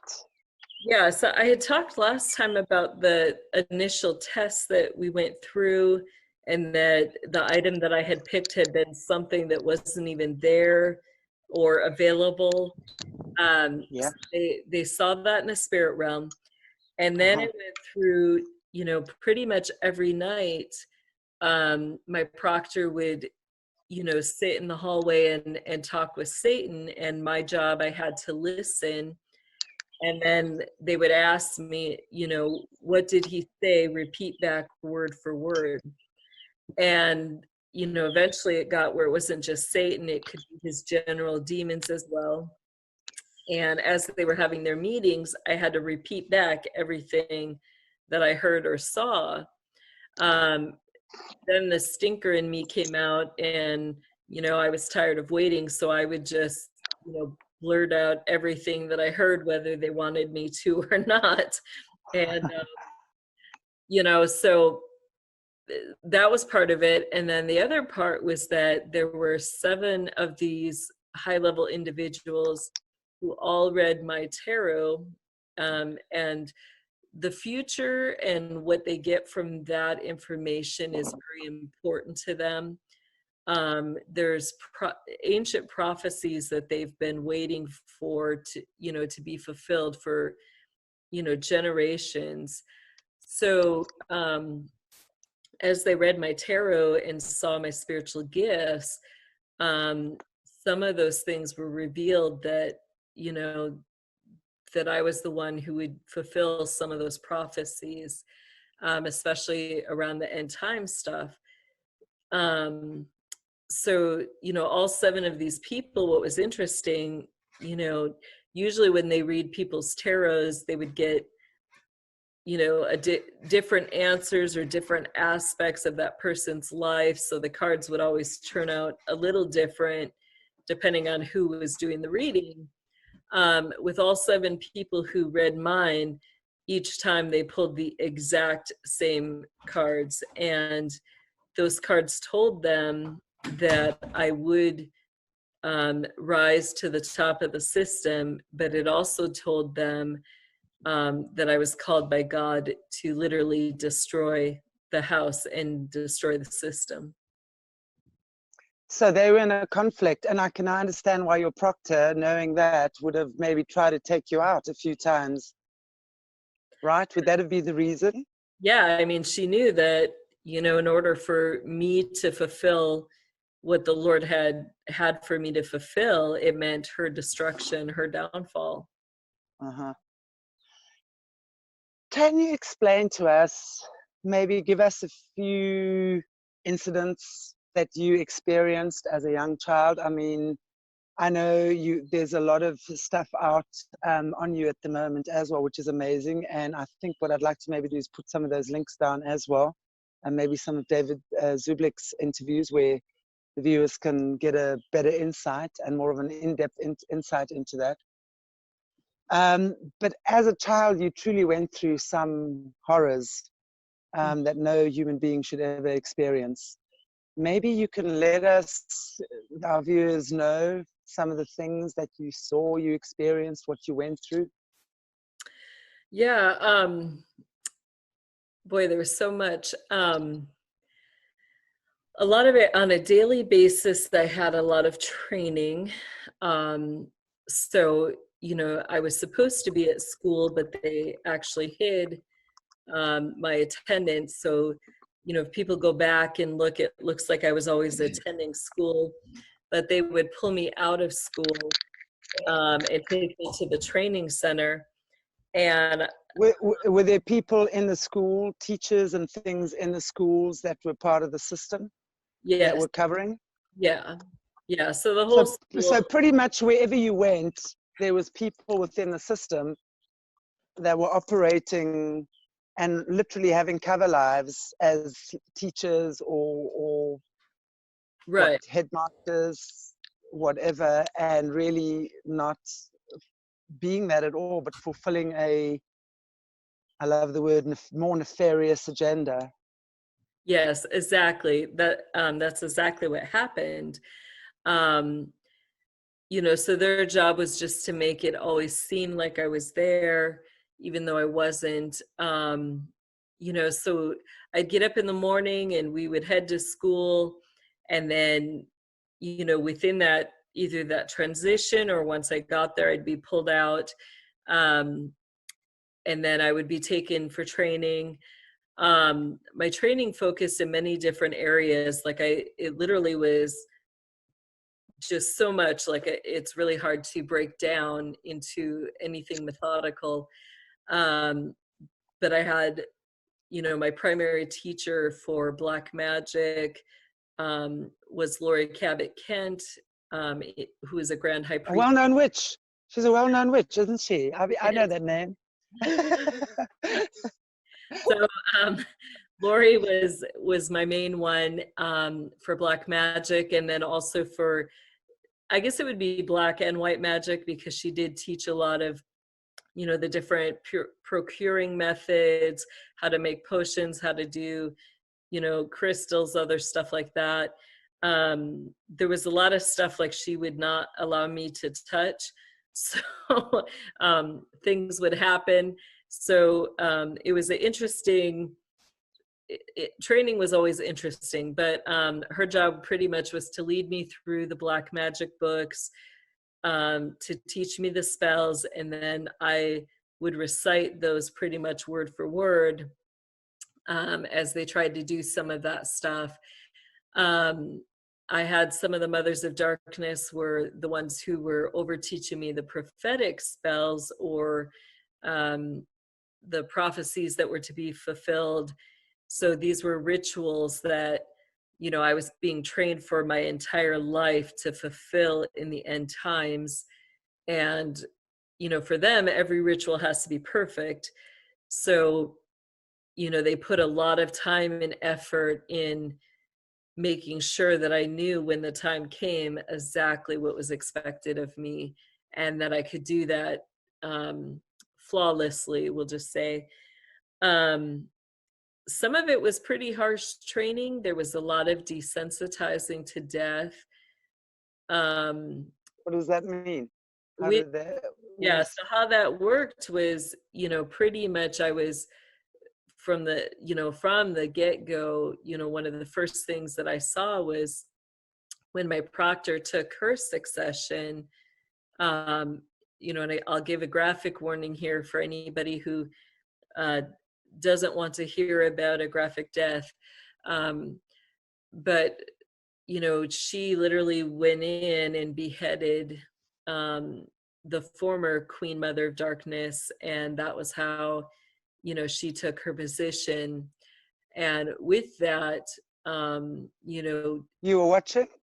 I was, yeah, I saw the entire thing. That's still one of the things that greatly angers me, was that after she got done killing her, and it was, people can go back and hear the story if they'd like. I'm not going to get into the real graphic details today. Yeah. After she had beheaded her, she had a lot of blood on her hands, and she grabbed my face with her bloody hand and basically said, one day this is what you will do. And I was like, oh, hell no. It's like, wow. I don't think so. But it was just the fact that, like there was just no what would you even call it? No compassionate reaction, no reaction that this is wrong. It was like, this is what you do. And my training was very focused on that this is what you do. Literally, my job was to follow my proctor wherever she went, and, to basically copy everything that she did. That was how I learned it. And so, that was one of the first things. The next big death was, they took the family of my training partner. So they had, during the testing, they had, there was a lot of spiritual connections between me and him. And so they decided to have him be the individual who would come alongside of me and serve as my lifelong protector. So with that, like I don't have all the pieces of the story, but I know, like, the night that they took his family, we all showed up in cars, and this was right in the middle of a neighborhood in Chicago area. It was around 3 a.m., which is the witching hour. Everybody dressed up in robes and surrounded his family's house, and they started chanting, making noise. Law enforcement was involved, so there was no way, they couldn't call 911 and be like, hey, these weird people are surrounding our house and they're going to kill us. It was made so that they had no protection. They couldn't do anything about it. Some of the people who were dressed in robes pulled my training partner's family members out of the house. So it was his father, his mother, and then he had an 8-year-old sister and a 1-year-old baby brother. They had one of his family members came and took his baby brother and left with him. So he was not there. Once they got everybody out of the house, they had my training partner come and stand by me and my proctor. And she basically said to us, do not close your eyes, watch. And that was our order. And if we, didn't fulfill that order, we had already seen a couple people die. So, we knew that they would do graphic or horrible things to us if we did not obey. So what we had to watch was that, one of the police chiefs basically raped his sister there on the yard. You know, we saw his mom was screaming and fighting the whole time. His dad, I hate to say it, he did absolutely nothing. He was just, I think he knew their end was coming and he was not even fighting it. After they had raped my training partner's 8-year-old sister, they took everybody, went to a barn that was close by, and there they hung the family and gutted them in front of us. And at that point, I was so, I mean, just you're in shock. Both of us were in shock. And our thing was that we both were like not breathing. And I picked up, you know, I was like, he's not breathing. He's just so much in shock, like he's not even breathing. And, you know, they have what they call posture. So, you know, when we were brought someplace for a ritual and, you know, we were told exactly where to stand, and you basically didn't move. You didn't do anything. If you broke that posture, there would be hell to pay. But in that moment, I was just so overcome and overwhelmed that I was like, I don't care. I have to reach out. And, you know, I moved my hand just enough where I could reach out my pinky, and I touched his pinky, and all of a sudden he just took this breath. And then, you know, it was just, we just took it all in together, and we never got to grieve that.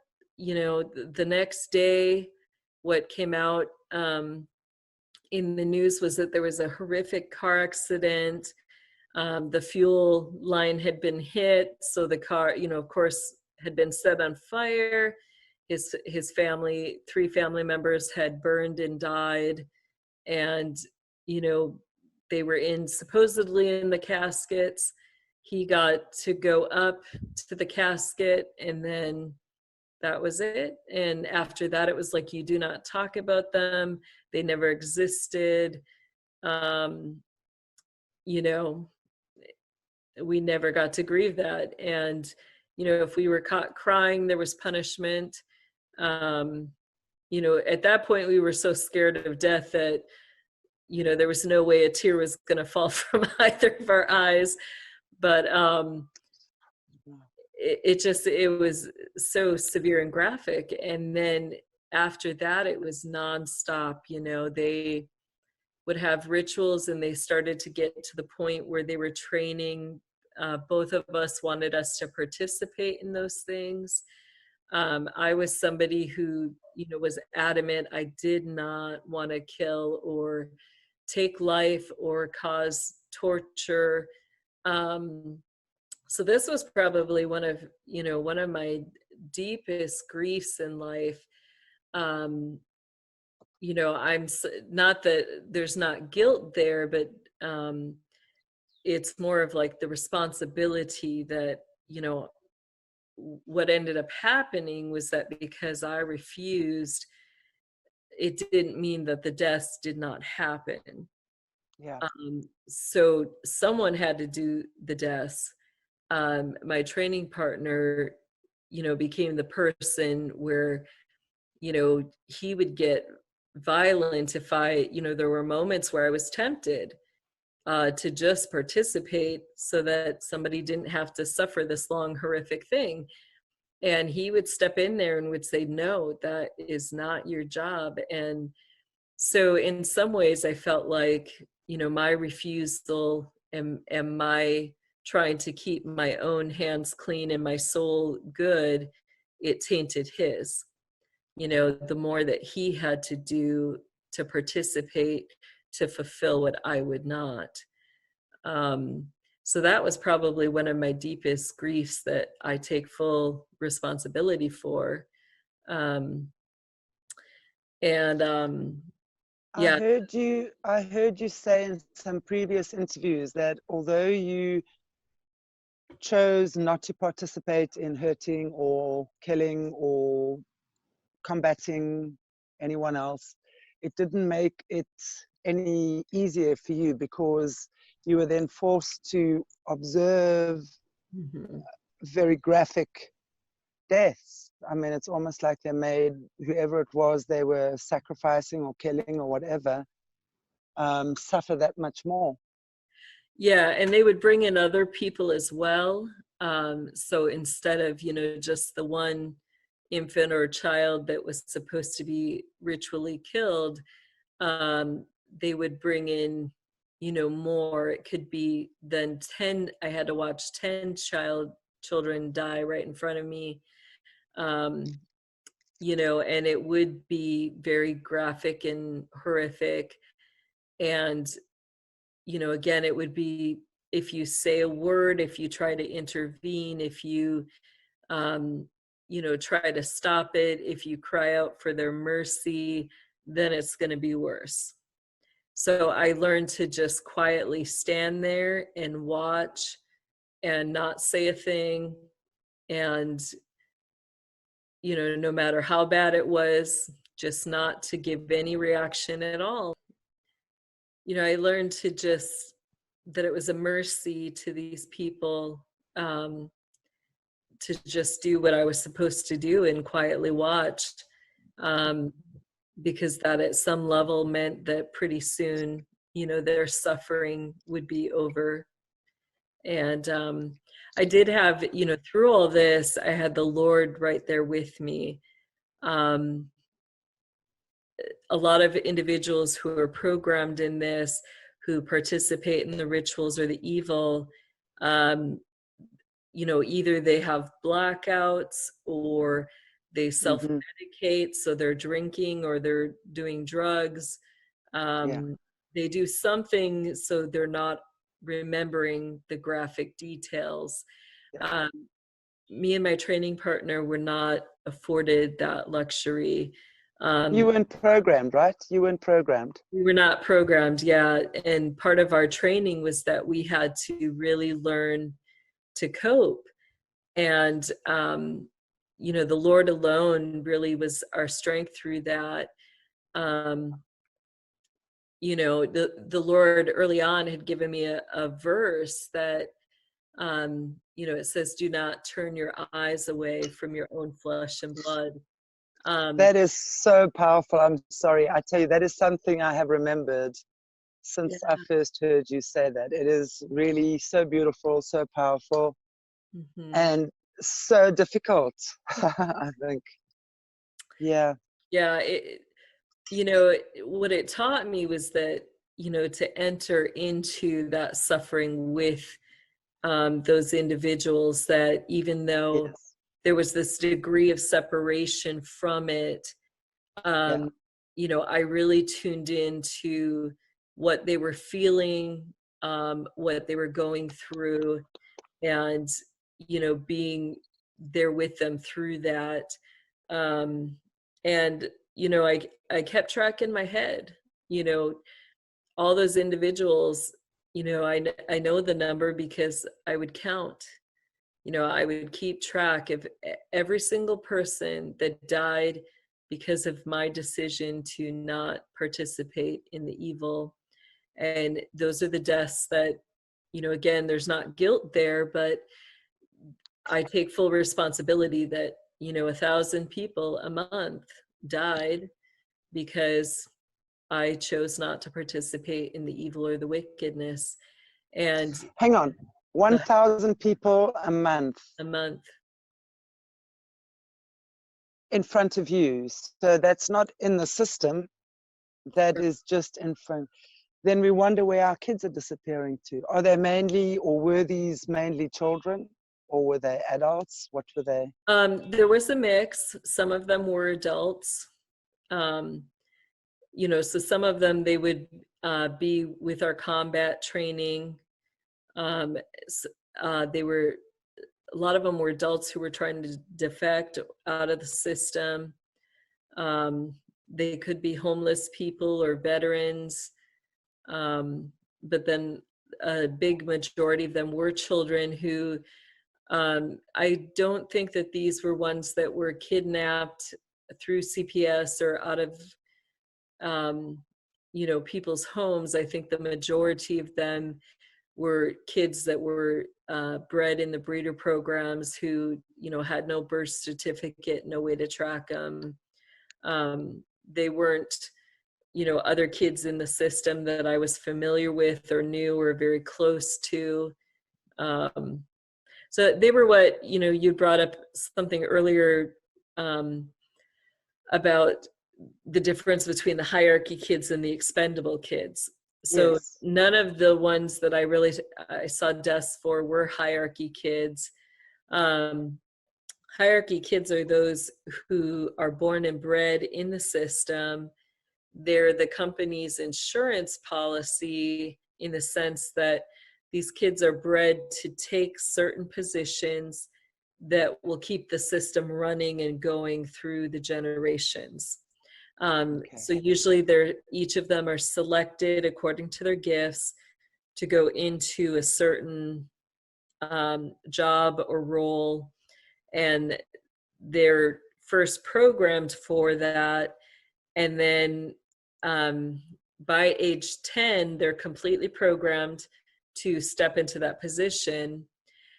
And then once they hit age 10, they don't just go into the position unless like there's an emergency and the person they're succeeding dies or passes away. What normally happens then is that they'll go into something similar to an apprenticeship. So the person who then is their position they're supposed to take will become kind of like a godfather or godmother, and they'll invest in that child's future.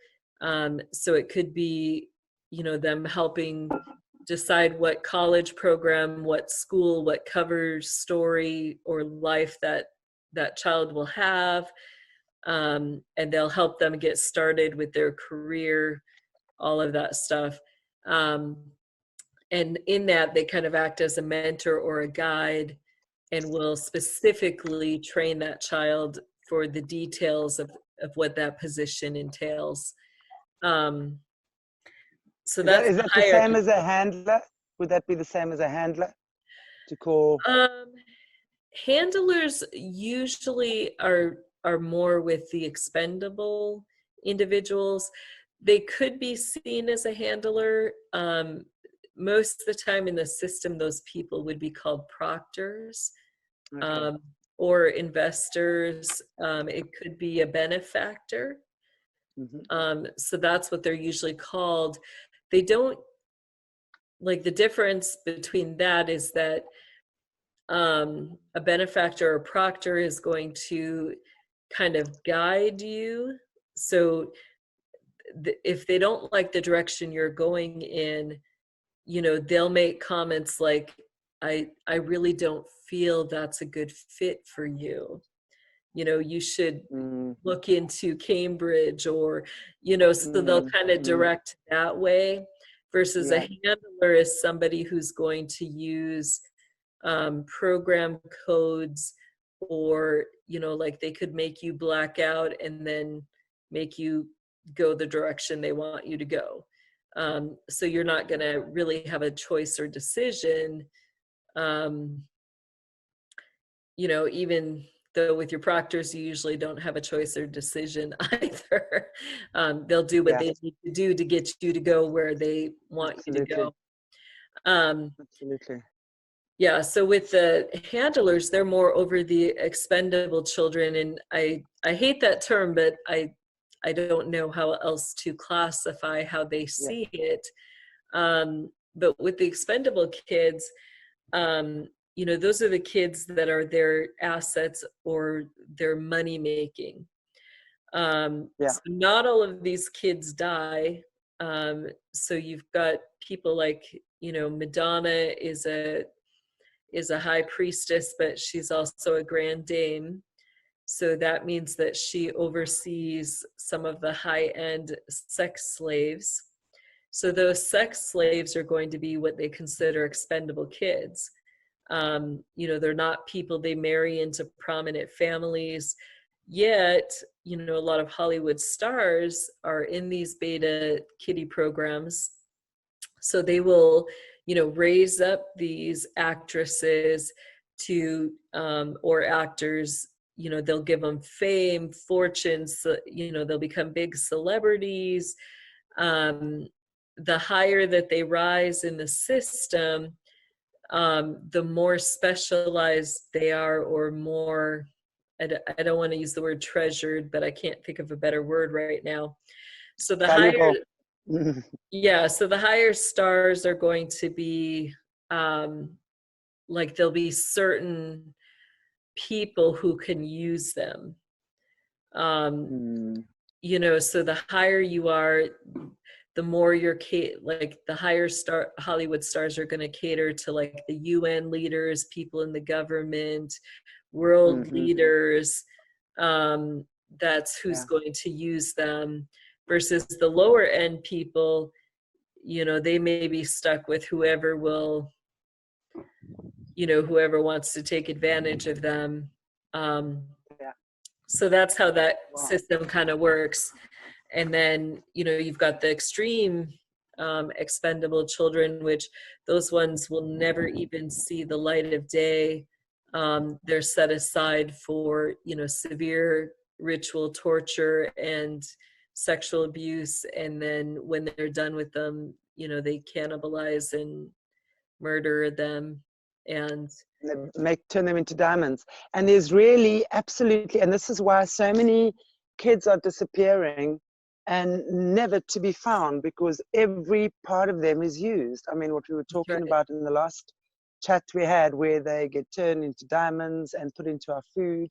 And I remember I watched something a couple of weeks ago as well on one of your other interviews, where they, I think you said they in the bricks of the Masonic temples, they get mixed into the bricks, their remains or their ashes, whatever. So you never know where these kids are going.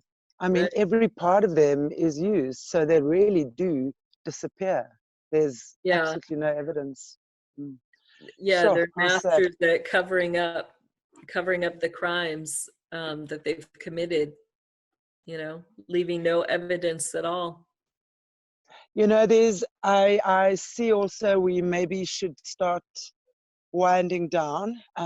There's a lot more I would like to ask you about this, but I'm going to leave it for next time. What I really would like to touch on as well is you see a lot of the kids, or you hear a lot of stories of these kids being born, maybe girls, and then morphing into boys, or vice versa. I mean, I've heard a lot of stories and of, let's say, for example, the Victoria's Secret models are actually all born boys. And then they morphed and I think castrated at a certain age, so their limbs get longer. And obviously, I'm not sure exactly how that works. I've read a bit about it, but I would love to hear your input on that. Maybe in one of the next program that we chat on. Are you good to do that? Yeah. Did you want to talk about that today, or just to clarify, or you want to talk about that the next program?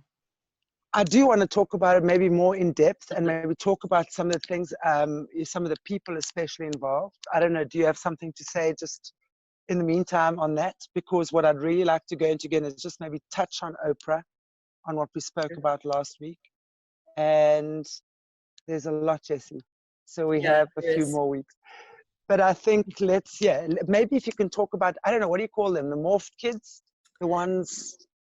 Yeah, they go by a lot of different names. There's a lot of things that are coming up in society about it. The system doesn't call them any particular name that I'm aware of, but the process really is a reflection of Baphomet. And it's the idea that there's this deity that, you know, is both male and female and embraces both parts, physically, spiritually, you know, the very gender neutral, you know, it's the overall process of it really breaks down, or, you know, breaks down the family, it breaks down God's ordained order. So it's yet another blasphemy that the system has against God. You know, he's ordained that the man is the head of the household, and then you have a mother, and she's over the children. By doing this, they're really breaking down not only people individually, you know, by their God-given identity, they're, you know, blaspheming the system, how things are meant to work with the headship and the authority. So that's the purpose behind it, is to, you know, cause that breakdown, and then it makes it so people can't really function. You know, we're all created to be somebody specific. You know, God has made us male or female, and it causes a lot of confusion. It's a way for them to control people. If you don't know who you are, how can you be the warrior that God made you to be, to fight these demonic spirits, to fight the system? You know, so it's like the enemy is stripping us of our armor. He's stripping us of our God-given identities, and then we're left with, we can't fight him, or we're afraid to fight him, and that's really how he holds people captive or in bondage. Because if they don't know who they are, they have no power, right? I mean, your power lies in the strength of knowing who you Your are. power, your authority, it's power and authority. Yes. You know, that we have the authority to, you know, scripture tells us that we can rebuke these spirits, you know, and it says, resist the devil and he will flee. So it gets to the point where people, they're so confused, they don't know who they are, they don't have their power or authority. And with that, then there's no resisting, because they believe the lie or the deception, and then they're stuck under the bondage of the devil. Totally. It's amazing to see. I mean, and I really would like to go into that a little bit more. And there's a lot around South Africa that I'd like to chat to you about. But I think today is, I see we almost on 2 hours, or at least past an hour and a half now, so I don't want to keep you too far out of your day. But maybe just finishing off with the likes of Oprah. We touched on her last week and her involvement in South Africa, and it's so crazy because the next day after we did our chat, Morna actually showed me, and I sent you that thing, a newspaper cutting from Namibia, talking about child trafficking rings being exposed and stuff like that in Africa. So you know, it doesn't matter what people believe in, is what I want to say. You know, the minute we're aware and conscious, and we can send light, whatever your belief system is, light is light and love is love, you know, to these places, it really does shine light on these situations, and the right people at the right time are drawn to assist them. You know, it's like everything just starts working magically. So it really is about awareness. I wanted to ask you about what it takes to be a high priestess. You mentioned last week the likes of Oprah, Beyonce, Meghan Markle, now Madonna, a couple of others. I'm sure the Kardashians as well. I'm pretty, they are certainly high up in there. I have no doubt about that. You know, what Oprah was not just promoted to her position of being high priestess within the Illuminati Luciferian cult. Right. What is the process for someone to go through before they reach that position where she's clearly pretty high up? What do they have to go through? What are the processes? What rituals? What sacrifices? What ceremonies themselves? Because I'm a firm believer, no child is born evil. No child is born evil or bad. Right. You know, every child is born in the likeness of God, the Creator, and obviously man and man's desire to do good or evil would then have the power over that child, whether it's at that time a helpless baby, and obviously relying on everyone around it to grow and live. So would someone like Oprah, like yourself, be born into the system? Or does she get there when she's 18 or 19, this dynamic little journalist, as she tells her story, and was the first African-American woman to reach certain and amazing things. Oprah's had an amazing career, let's face that, you know. I mean, she's done it all by herself. Wow, kudos for you, girl. You know, amazing. But my question is, you know, from what I'm seeing now, there's a lot of manipulation that has gone on in order for her to get there. So I would just like, maybe for myself as well, I don't know, and I'm sure hopefully the viewers as well, what does it take for someone like Oprah, Beyonce, Meghan Markle, Madonna to reach these positions? They can come in later into the system. Usually you would find that all of them would have some sort of connection and be bloodline.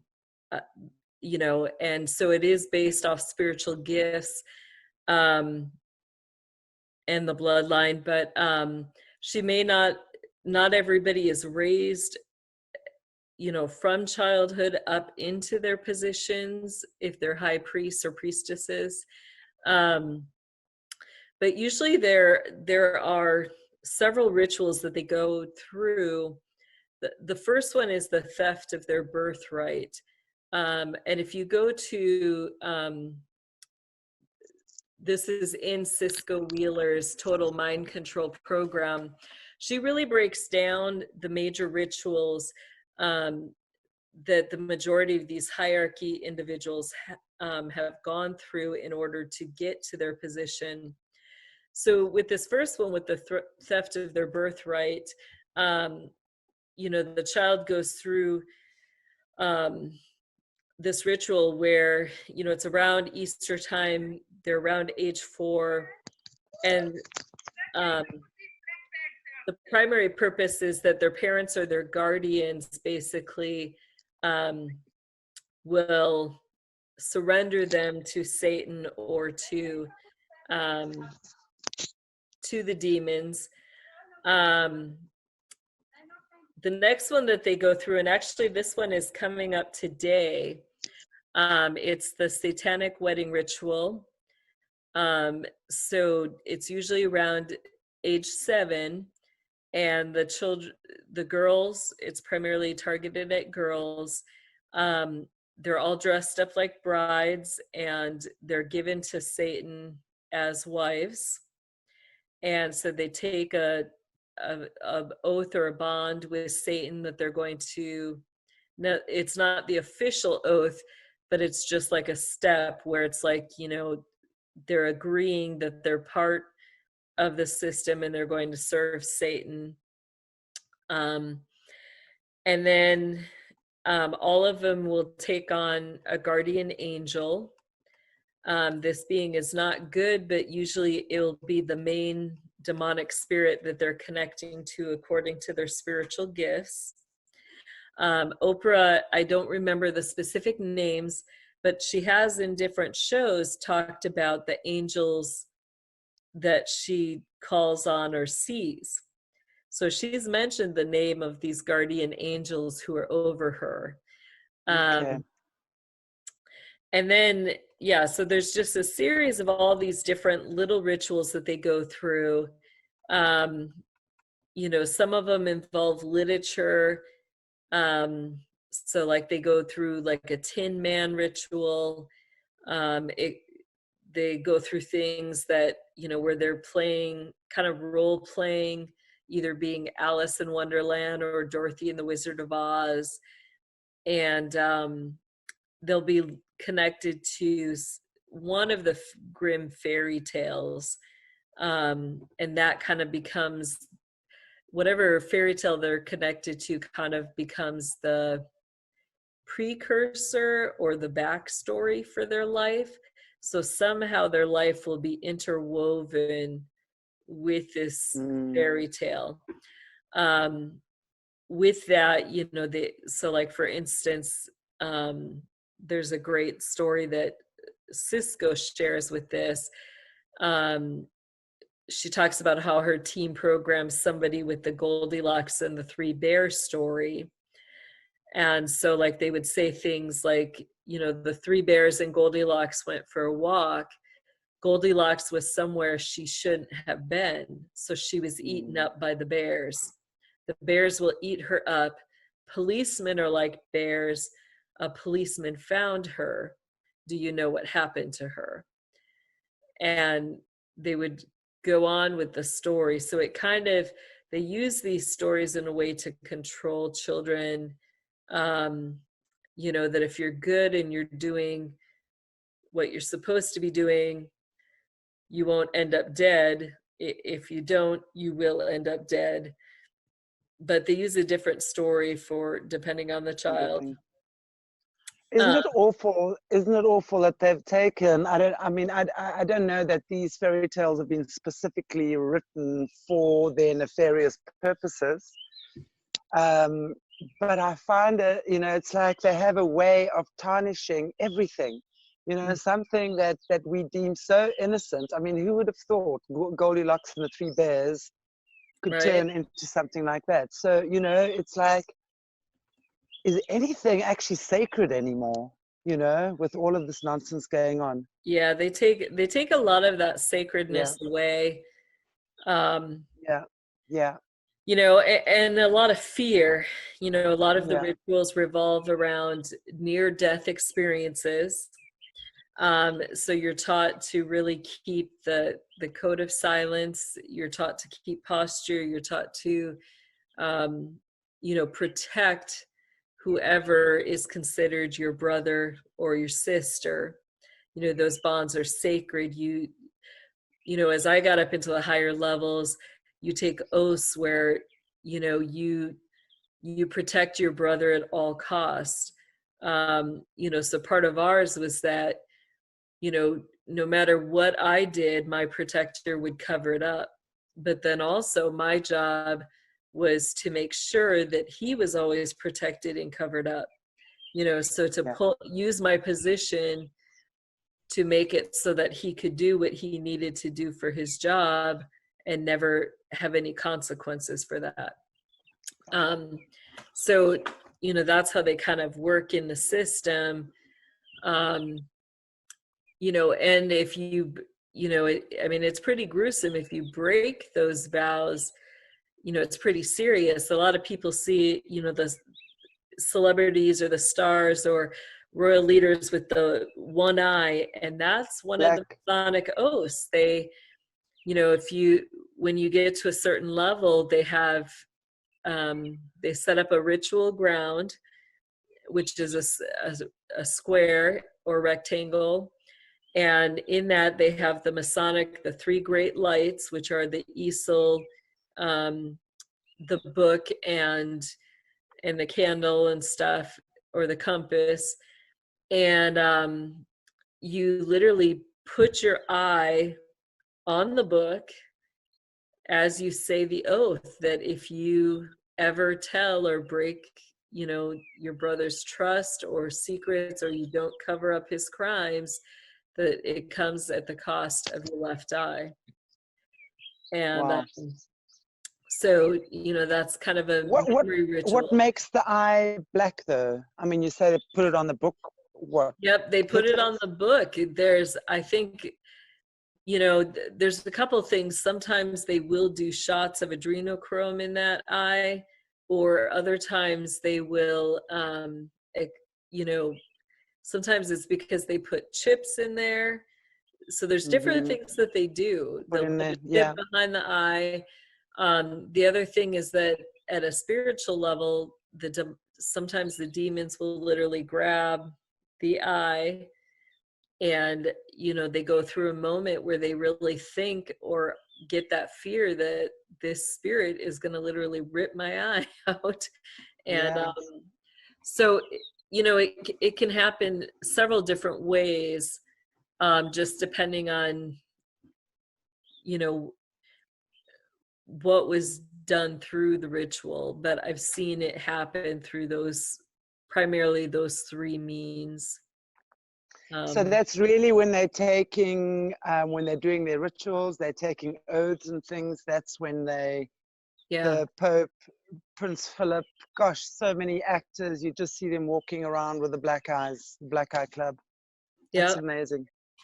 And it's not just always just the one-time ritual. Sometimes it's they repeat that oath. So that's why sometimes you'll see them have it more than just once in their lifetime. Is that it's meant to be a public display and sign for every single person in the Illuminati. When they see somebody with that eye, that bruise, they're reminded of that oath. Wow. So it's their reminder as well. Yeah. Okay, we've got another 10 minutes left. So what I want to do is I want to just ask you about, I mean, I know obviously from what I've listened to and researched on, that by the time you also get to these high positions, high priestess, grand high priestess, priest, whatever, you would have had to have done a few sacrifices yourself, right? In other words, taken the lives of a few children, people, whatever, as part of your training. Am I correct? Technically, yes. There's different, for each one, there's different, we usually call them quotas. So there's different things that you have to fulfill to advance your position. Those higher oaths and things do require blood. There are a select few of individuals that instead of somebody else's blood, they will use their own because they refuse to kill or take life. There are those that are in there then. Yeah, so there are some who will not, who have made it that high without taking any life. Sometimes they do use animals. But the problem is that as you get higher and higher, the amount of blood and the demand becomes more. So, if they go that route, it gets harder and harder because, we technically can't lose more than a pint of blood at a time without getting really sick. So the enemy makes it almost to the point where you have to, at some point, take life. Or you have to die. You either take a or life you have to die. Yeah. There's this little word that I really love so much. It's called redemption. And I look at these situations and I wonder to myself, how, if ever, does someone feel that they can ever be redeemed? I mean, I look at your proctor, and I've heard the stories there. When you, with someone like that, and even Oprah, I'm assuming she's done quite a bit of that. That's my assumption. People like Beyonce, have got their own kids, for example. To get there, we know now there's quite a bit of ritual sacrifice involved. How do you think these people find redemption, forgiveness, redemption? Do you think, give me your input there. Yeah, it is. I believe fully it's always there, that the Lord at every moment is extending that. His word says that he desires that none should perish, that all should come to a knowledge of the truth. And for the Lord, what is most important to him, is that, these things that he has decreed are sins that are evil, his desire is that we would turn away from those things.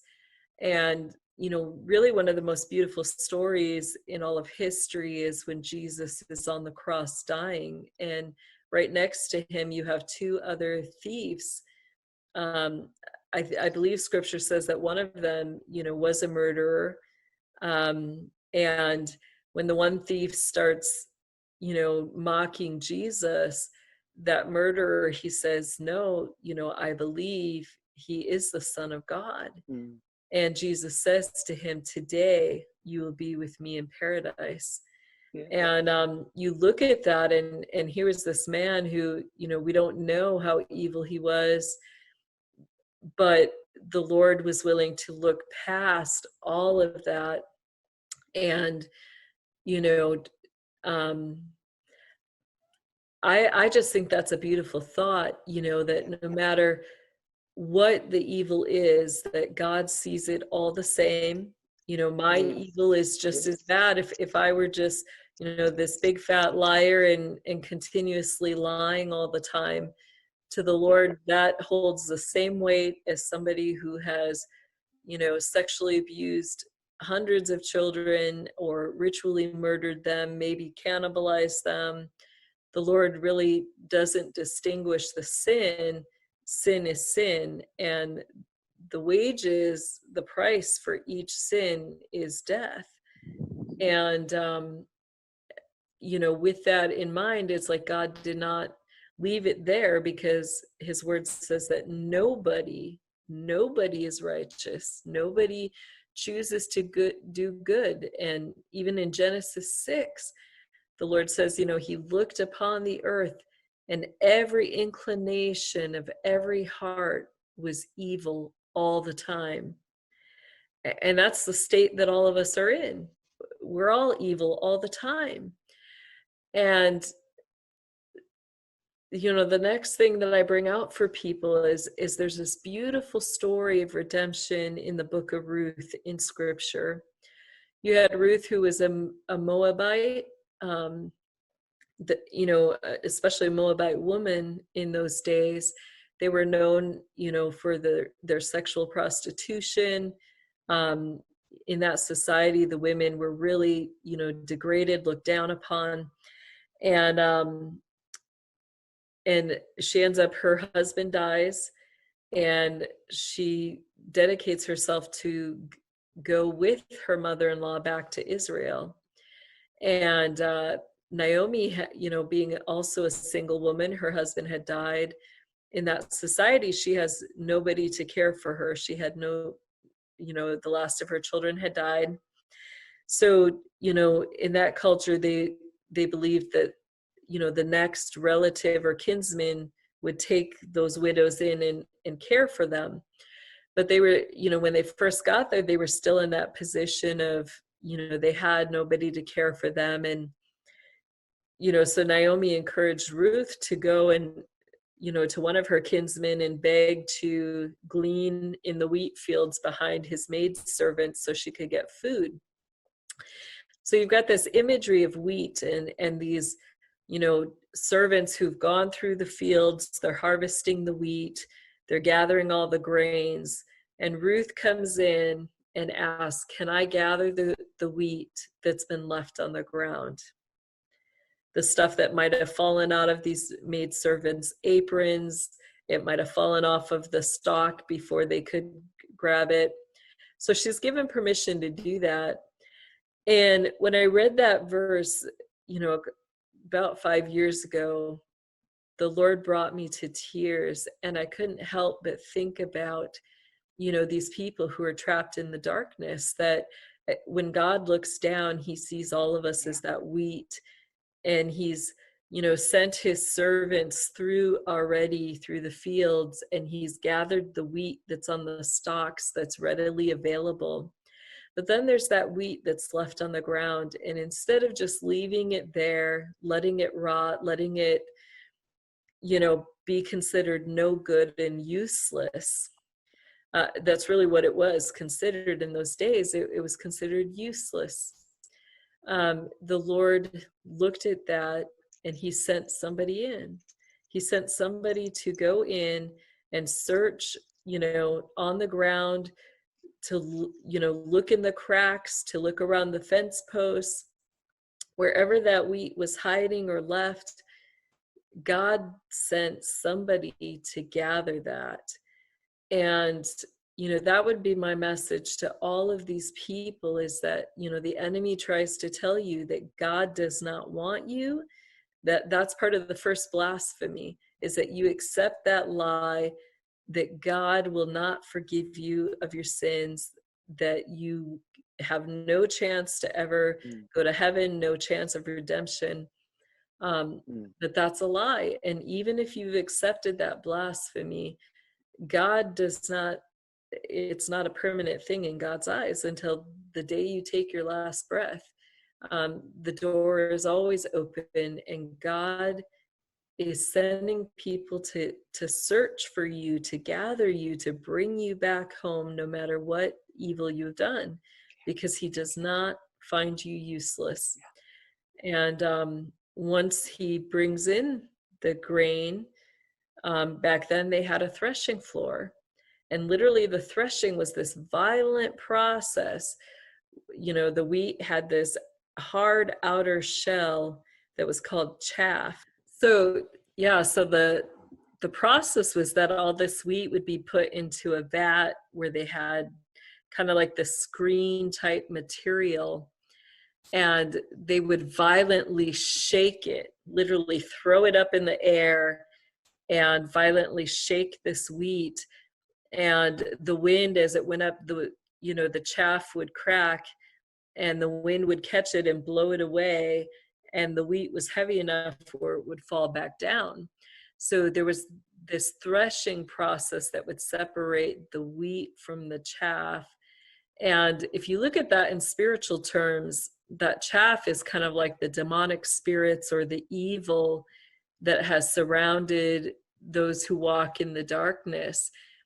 And as we come to the Lord, you know, as we allow him to gather us to himself, he brings us through this threshing, and he literally removes that wickedness, whether it's demonic spirits, whether it's evil sins or habits. The Lord removes that from us. And, you know, he's all powerful. There is nothing that he can't remove. And he redeems us so that, you know, we are that good wheat.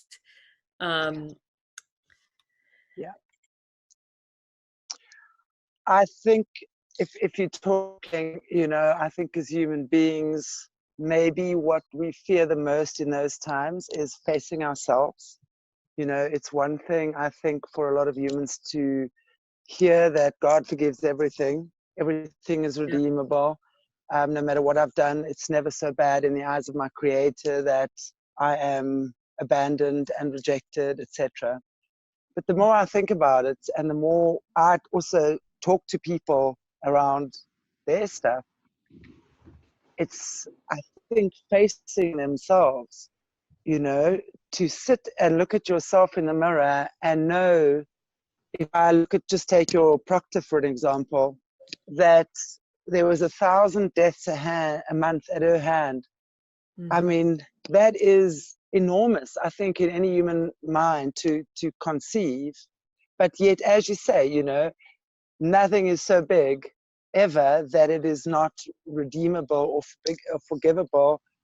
We really just have to let go, and no matter what we've done. And I think this, you know, this is a message for everyone.